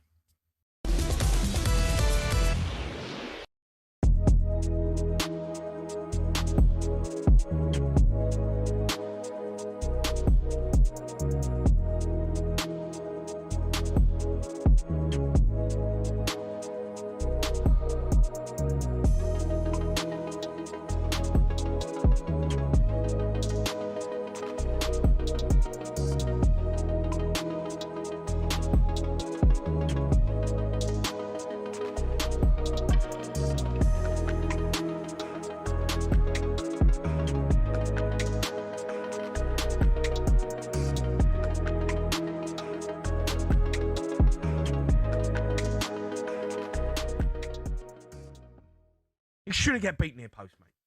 He should not get beat near post. I'm not having it. That football saying has been knocking around since I was a kid. Right? In that situation, there's no defender in front of him. He's had a touch, he's got his head up, he's got the goal to aim at. He can go that way, he can go this way. Pickford knows that. Stop saying he shouldn't get beat. No, but, all right, okay, right. Are you saying it's a crime? No, he shouldn't get beat. He shouldn't get beat. Why not? Why not? Right, stand there. Right, we've got two posts here. Right, that's a goal. Right, please, for me. What's the goal? Well, there's the goal. You got a post there and you got a post there. All right, talkSPORT's the goal. All right. So that's their post. Yeah, you got. That's their post. Yeah, right. You got your seaman shirt on, right? Okay. Right. I'm the Congo player. I'm set. Well, no, you're not set because you're in the middle of the goal. You got to set. You're standing there. Hold on. That's the post. That's the near post. I'm happy. No, you're not happy. I'm happy. No, you're not happy. What's that? What do you mean? That's the back post. Don't worry about that. You don't need the mic. All right. People can hear you. Where are you? I'm here. I'm the Congo player. I've got the ball. Get back a bit. Right. I'm here. Yeah. You're standing in the middle of the goal for one. You're in the wrong place. I'm happy. No, you're not happy. I'm happy. You're not happy. I'm happy. Okay, well, I'll score near post. Okay, but you can score there as well. No, but that's not where you stand.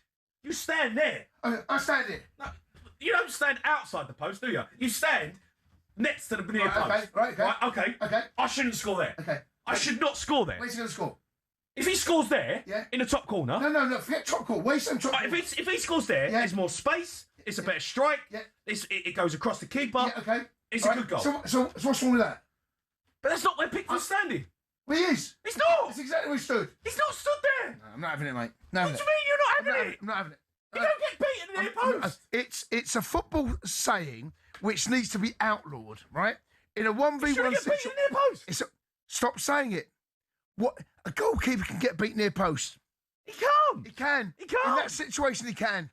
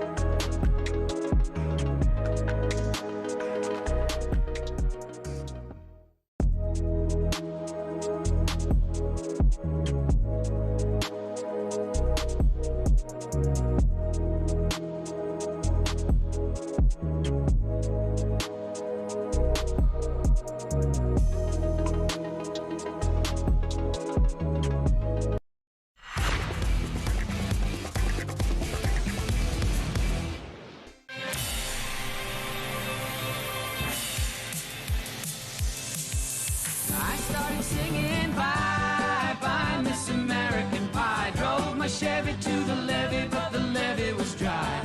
Yeah, Don McLean with this absolute classic. Yeah, right. This'll be the day that I die. It's better, Max. This'll be the day that I die. American Pie. We're singing it. We've got this on the airwaves thanks to DJ Ed, because it's happy 4th of July to our American listeners. Good luck to those in that hot dog eating contest as you celebrate 250 years of independence. But first, here's what's coming up on talkSPORT today. Yeah, from 10 a.m. it's the warm-up with Max Rushton and Charlie Baker, followed by the World Cup weekender with Johnny Owen and Sean Dyche from 1 p.m. Then 2 World Cup games to bring you with live commentary. Adam Catterall with Canada versus Morocco, kicking off the last 16 from 4 p.m. And then Natalie Sawyer presents Paraguay against France from 8:30 tonight on talkSPORT. Remember, every single World Cup game is live at your home of the World Cup this summer. It's talkSPORT. Now, we're going to be building up to England-Morocco. Now, we've asked for your phone lines. We've asked you to get asked you to get in touch on 03717 223344. Delighted to say Will, the Luton fan, has called up. Will, thanks for calling up, mate. How do you think England are going to fare against the Mexicans? I mean, as any England fan's going to say, I'm hoping we're going to get a win. But I really think this is going to be one of the hardest games England's ever going to have to play at a World Cup. I know you get rid of the altitude and even the stadium. I know Andy Goldstein said Azteca, Schmarzteca, but I think the Mexicans are going to be so up for it, regardless. And with it being at home as well and the altitude, I really think if we can get this one over the line, I think this is a massive, massive feat for this team and for Thomas Tuchel. I couldn't agree more with you, Will. I couldn't agree more. I think, again, in the atmosphere, against the odds, at the altitude, it would be like the tournament really getting underway for Thomas Tuchel, because it'd be a massive achievement. What do you make, Will? I've said, this has been on talkSPORT. We had a caller call in say he would start Kane, Bellingham and Rice on the bench, bring them on with half an hour to go, with lots of air in the lungs to try and finish the game off. What do you make of that suggestion? It's one of those, isn't it? If he does it and it comes off, he's a genius. But if he does it and it doesn't come off, then you're absolutely slayed by the Well, Will, I do get the point. It's management, Will. You're a genius or an idiot, aren't you? That's how it falls, really. And I think one of the major things they must do, England, is really just be in the game. And the latter stages, I think England can make a difference, because the Mexican team, from what I've seen of them, is a very hard-working side that press and do. What we talked a little bit about Morocco. That can suit England, though. Yeah, but that will leave space. So if you do make substitutions in wide areas, because wide areas has really made the difference for Kane to then obviously exploit whatever they make. Yeah, without a doubt. Will, can I just ask you, who are you starting at right back?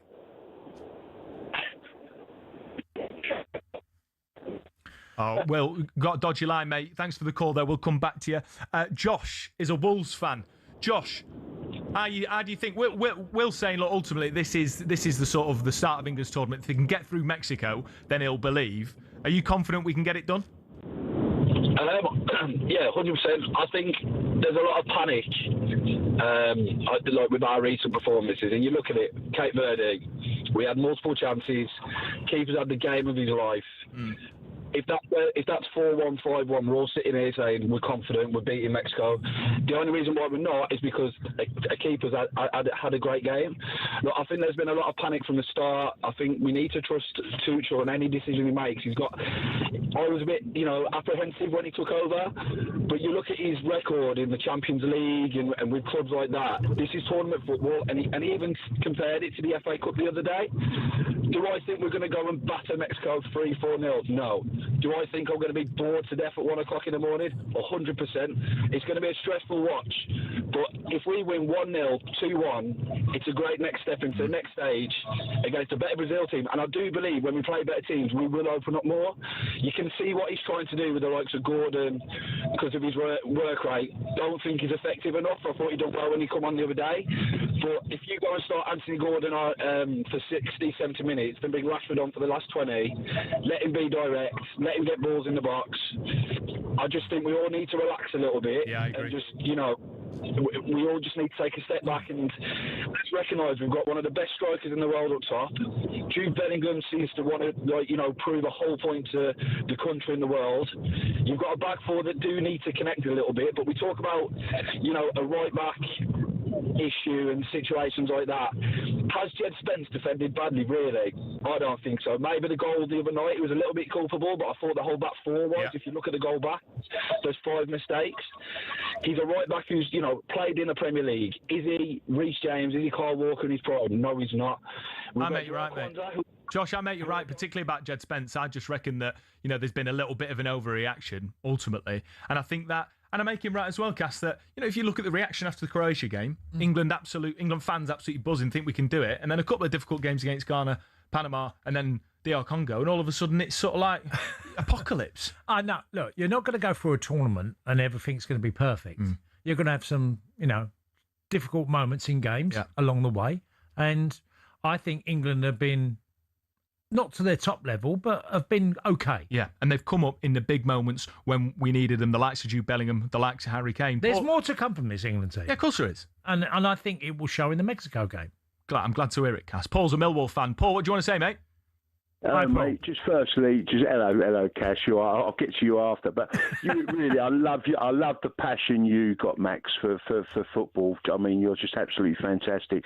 But cheers, mate. That's lovely. That's fantastic. That's not a problem. But when it comes to the England, I think a lot's being made against it.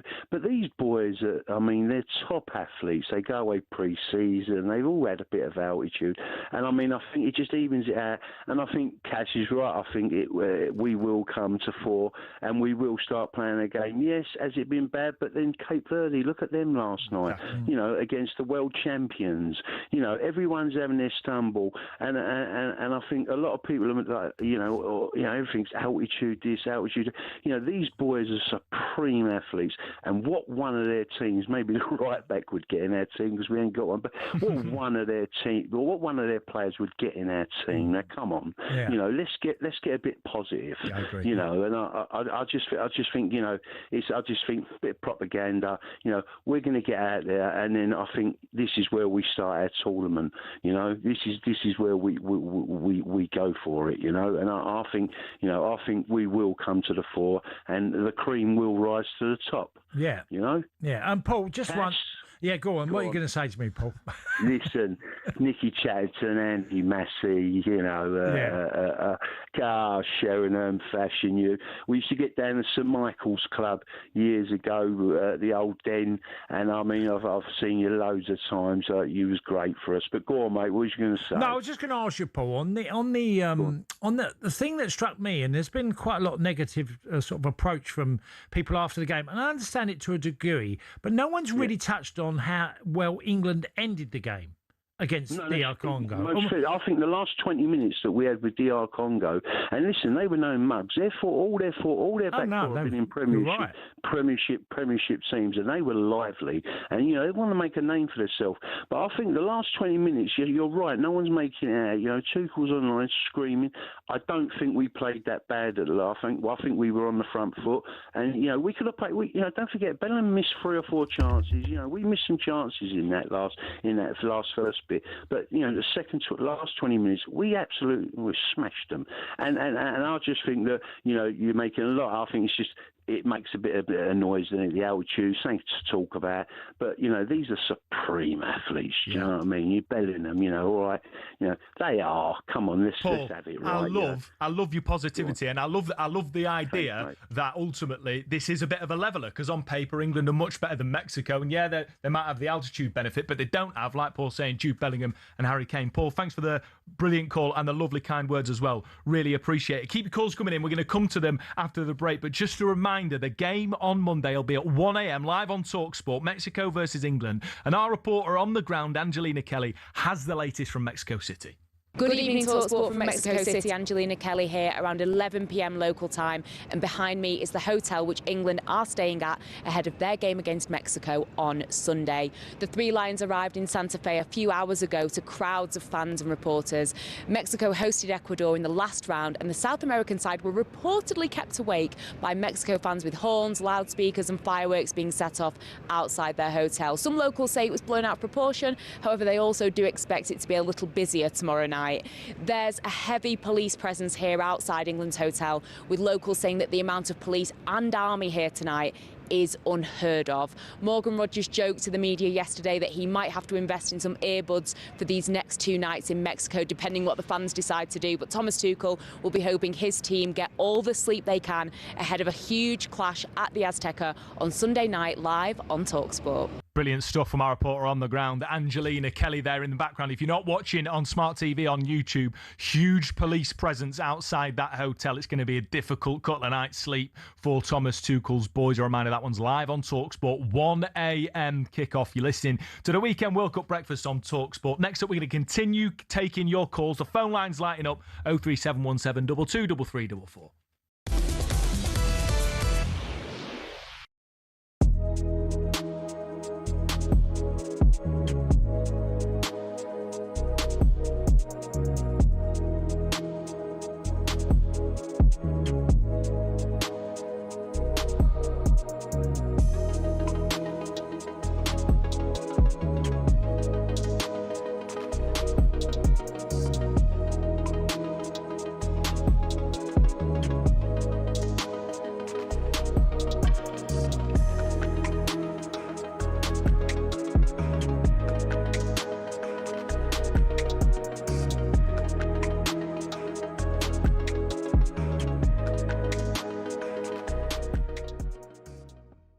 Quick one on Portugal against Croatia. Portugal won 2-1 in the end. Ronaldo, of course, getting his first knockout goal with a penalty straight down the middle. What did you make of the controversial VAR decision? Well, I think hair's very overrated, don't you, Gab? Very overrated. I don't think you need it, mate. No, exactly, yeah. Oh, yeah, but both of you. Who would have talked? Don't mess with the ball. So I've got the Mitchell brothers in here. Well, don't you think in the the marginal gains that in future managers say to all the defenders, whatever. By the way, point. Get your head shaved. That's a very good point. It's nonsensical. Honestly, it is so ridiculous that we're talking about a hair follicle and you're talking about snicko, right? VAR wasn't brought in for that. And when I don't know, you've probably seen it. When you're looking at it, right? Hard to tell. The ball doesn't change flight. The spin of the ball doesn't change whatsoever. Okay, I'm going to play devil's advocate. I agree with everything you've said. I agree with you. But here's my question: was it offside? What, according to Snicko? Well, according to the laws of football, was it offside? Not really. No, because we're not 100% sure that it's actually touched. You know what we're going to do now is right. I know, but it was offside, right? I agree with you, Perry. You won't get an argument from me. Good. Was it offside? But because it's touched him. How do you know it's touched it? Because the microchip in the ball has told us that. Right. So that's how mad that this is that we're talking about. Everybody thinks you're talking about cricket, number one. Yeah. Right, with the Snicko, right? Yeah. That's not. Football is about emotions and losing your mind and celebrations and exalted moments with your friends, your family, aunties, and on the pitch as well. VAR was brought in for Thierry Henry's handball for France against Ireland. That is it. So now they've made themselves so important that we're going to, the minutiae, we're going to go into CSI sort of, Yeah, I don't like it. PGMO. I know, but if we score the winning goal in the World Cup final. Hello, I'm Matt Forden from talkSPORT. This is How to Win the World Cup. This is the best squad I think England have ever had.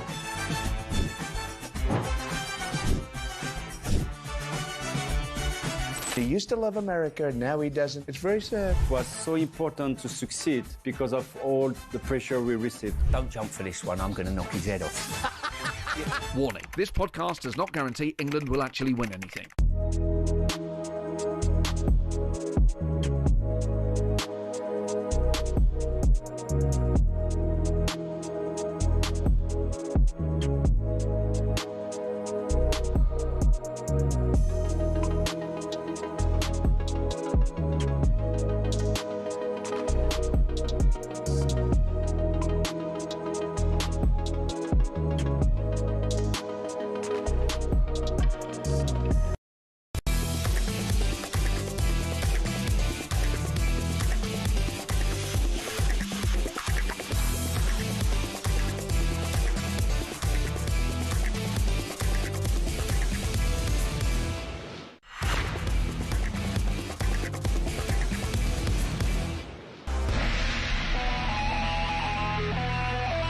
Yeah, good morning. The last section of the World Cup Weekend Breakfast with me, Max Scott, and a man who played 2 World Cups, Tony Cascarino. The phone lines have been lit up. We're heading to them in a moment. But just a reminder, away from the World Cup, it's Wimbledon. And British tennis player Arthur Ferry became the last British singles player standing after the likes of Katie Swan and Jacob Fernley all bowed out at Wimbledon earlier this week. Former British number 1 Greg Rosetsky told talkSPORT how much quality is currently within British tennis. We have quite a few prospects coming up. In the men's game, not so many.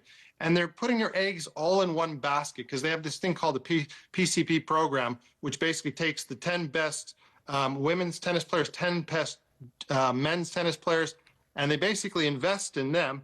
But tennis is expensive, let's be honest. It's not like going into football or any other sport. They need more funding put into performance for younger players because it costs tens of thousands of pounds a year to play tennis. We need more indoor facilities.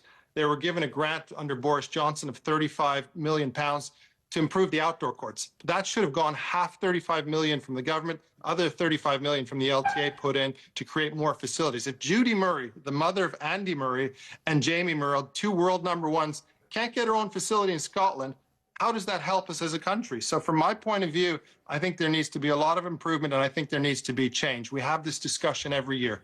If you want more reaction to Wimbledon, we've got that podcast for you. Off Court with Greg Rosetsky is the tennis show with big guests and even bigger opinions. Find it on all podcast platforms or watch it on YouTube. We're heading back to the phone lines. We're talking England. How do we fancy England's chances? Jaden, the Arsenal fan. Jaden? Hello. Jaden? What do you reckon, mate? What are England's chances at altitude against Mexico? Yeah, I don't think, to be honest, they got a chance of getting through, unfortunately.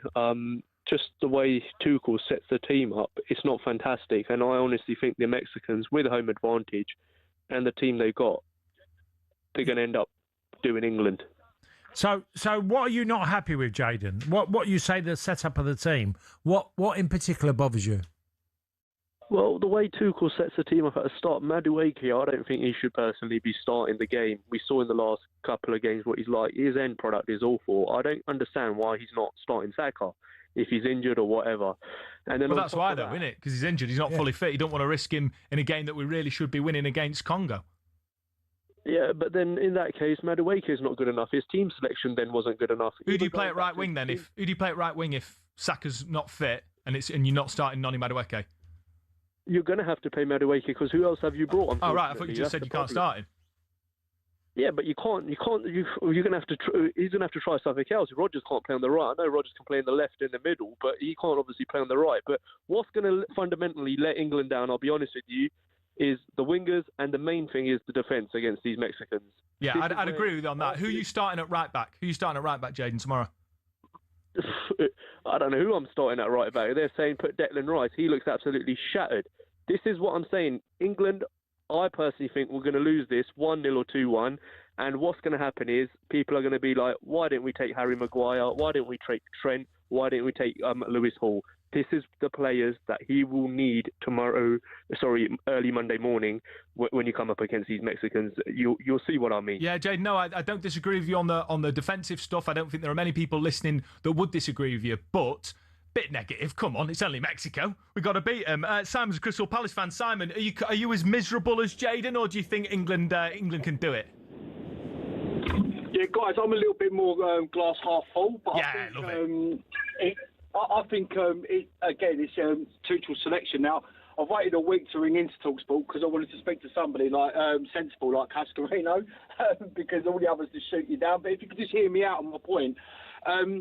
I think that the main thing that England have got to do is keep their best players on the pitch at all time. Now, Declan Rice is a very important player to England, and the fact that he's not lasting 90 minutes for whatever reason, injuries or fatigue and things like that, is because he's running his backside off during the game. So I think the solution to our problem is in our formation and selection is that our defence are not communicating with each other. Now, I don't necessarily blame Jed Spence for that goal the other day because he was out of position. I blame the communication between Spence and Konza. Great point. I don't think Konza communicates very well.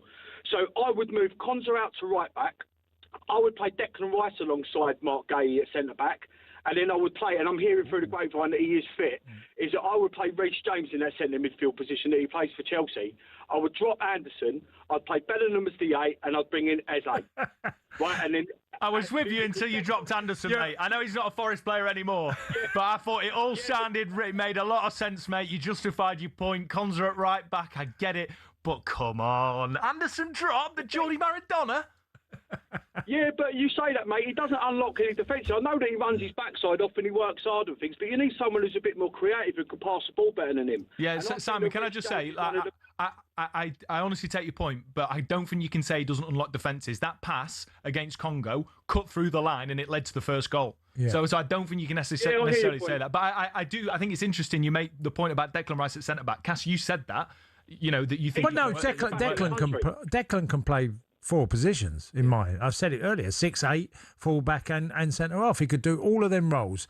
Maybe not as good as his preferred role, but he can still do a great job for the team.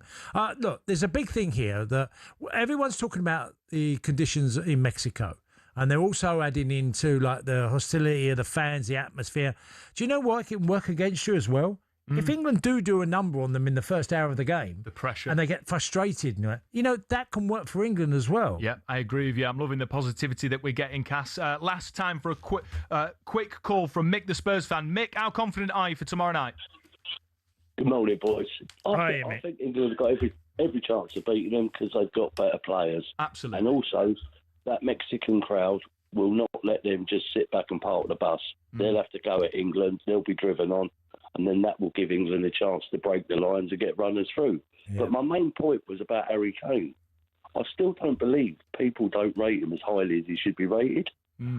Yeah. Do you know what it is, though? Can I say, Mick? I think it's because he's so humble, because he's not braggadocious, because he's not sort of wearing all these flash clothes. That's why I think he doesn't force himself into people's attention. So therefore, people speak about him a little bit less. Yeah, I would just beg to differ a little bit. I think that loads of people like us, we're all sitting in, we're talking about. Yeah, Harry's one you should be admiring, respecting, because he has worked as hard as he can as a football player to be as good as he can be, and he's exceptional. His level is improved enormously even since he's left Spurs. He was a great player at Spurs, and rightly so, leading goal scorer and whatever.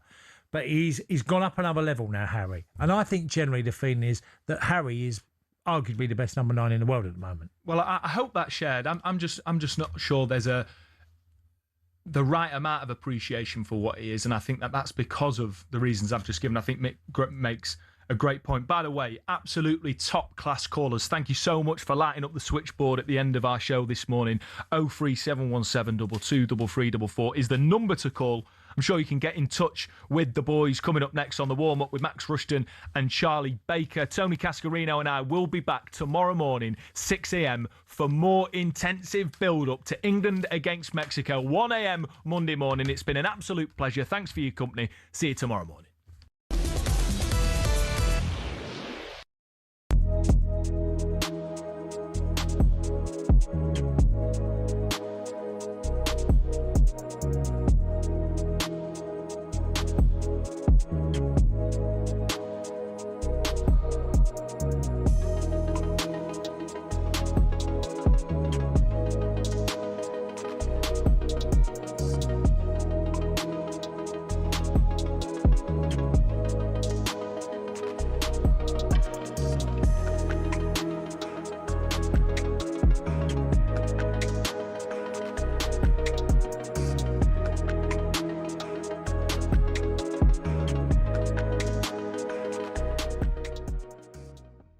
Wayne Rooney has just said that Thomas Tuchel should have brought Kyle Walker to this World Cup.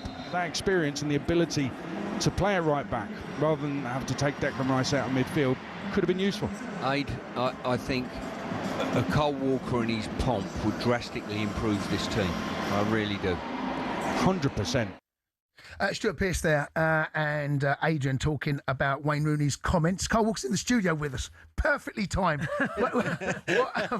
What do you make of Wayne Rooney's comments there? No, I think for Wayne to say that, it's flattering.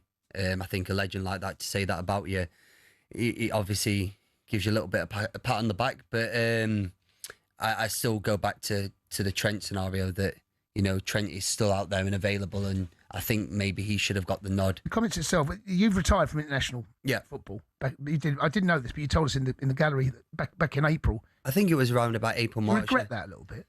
No, I think I do regret it looking in hindsight now that there's a potential place for me in this World Cup. Did you feel that place had gone now? That just wasn't going to happen again, that your England career had come to... It's 2010.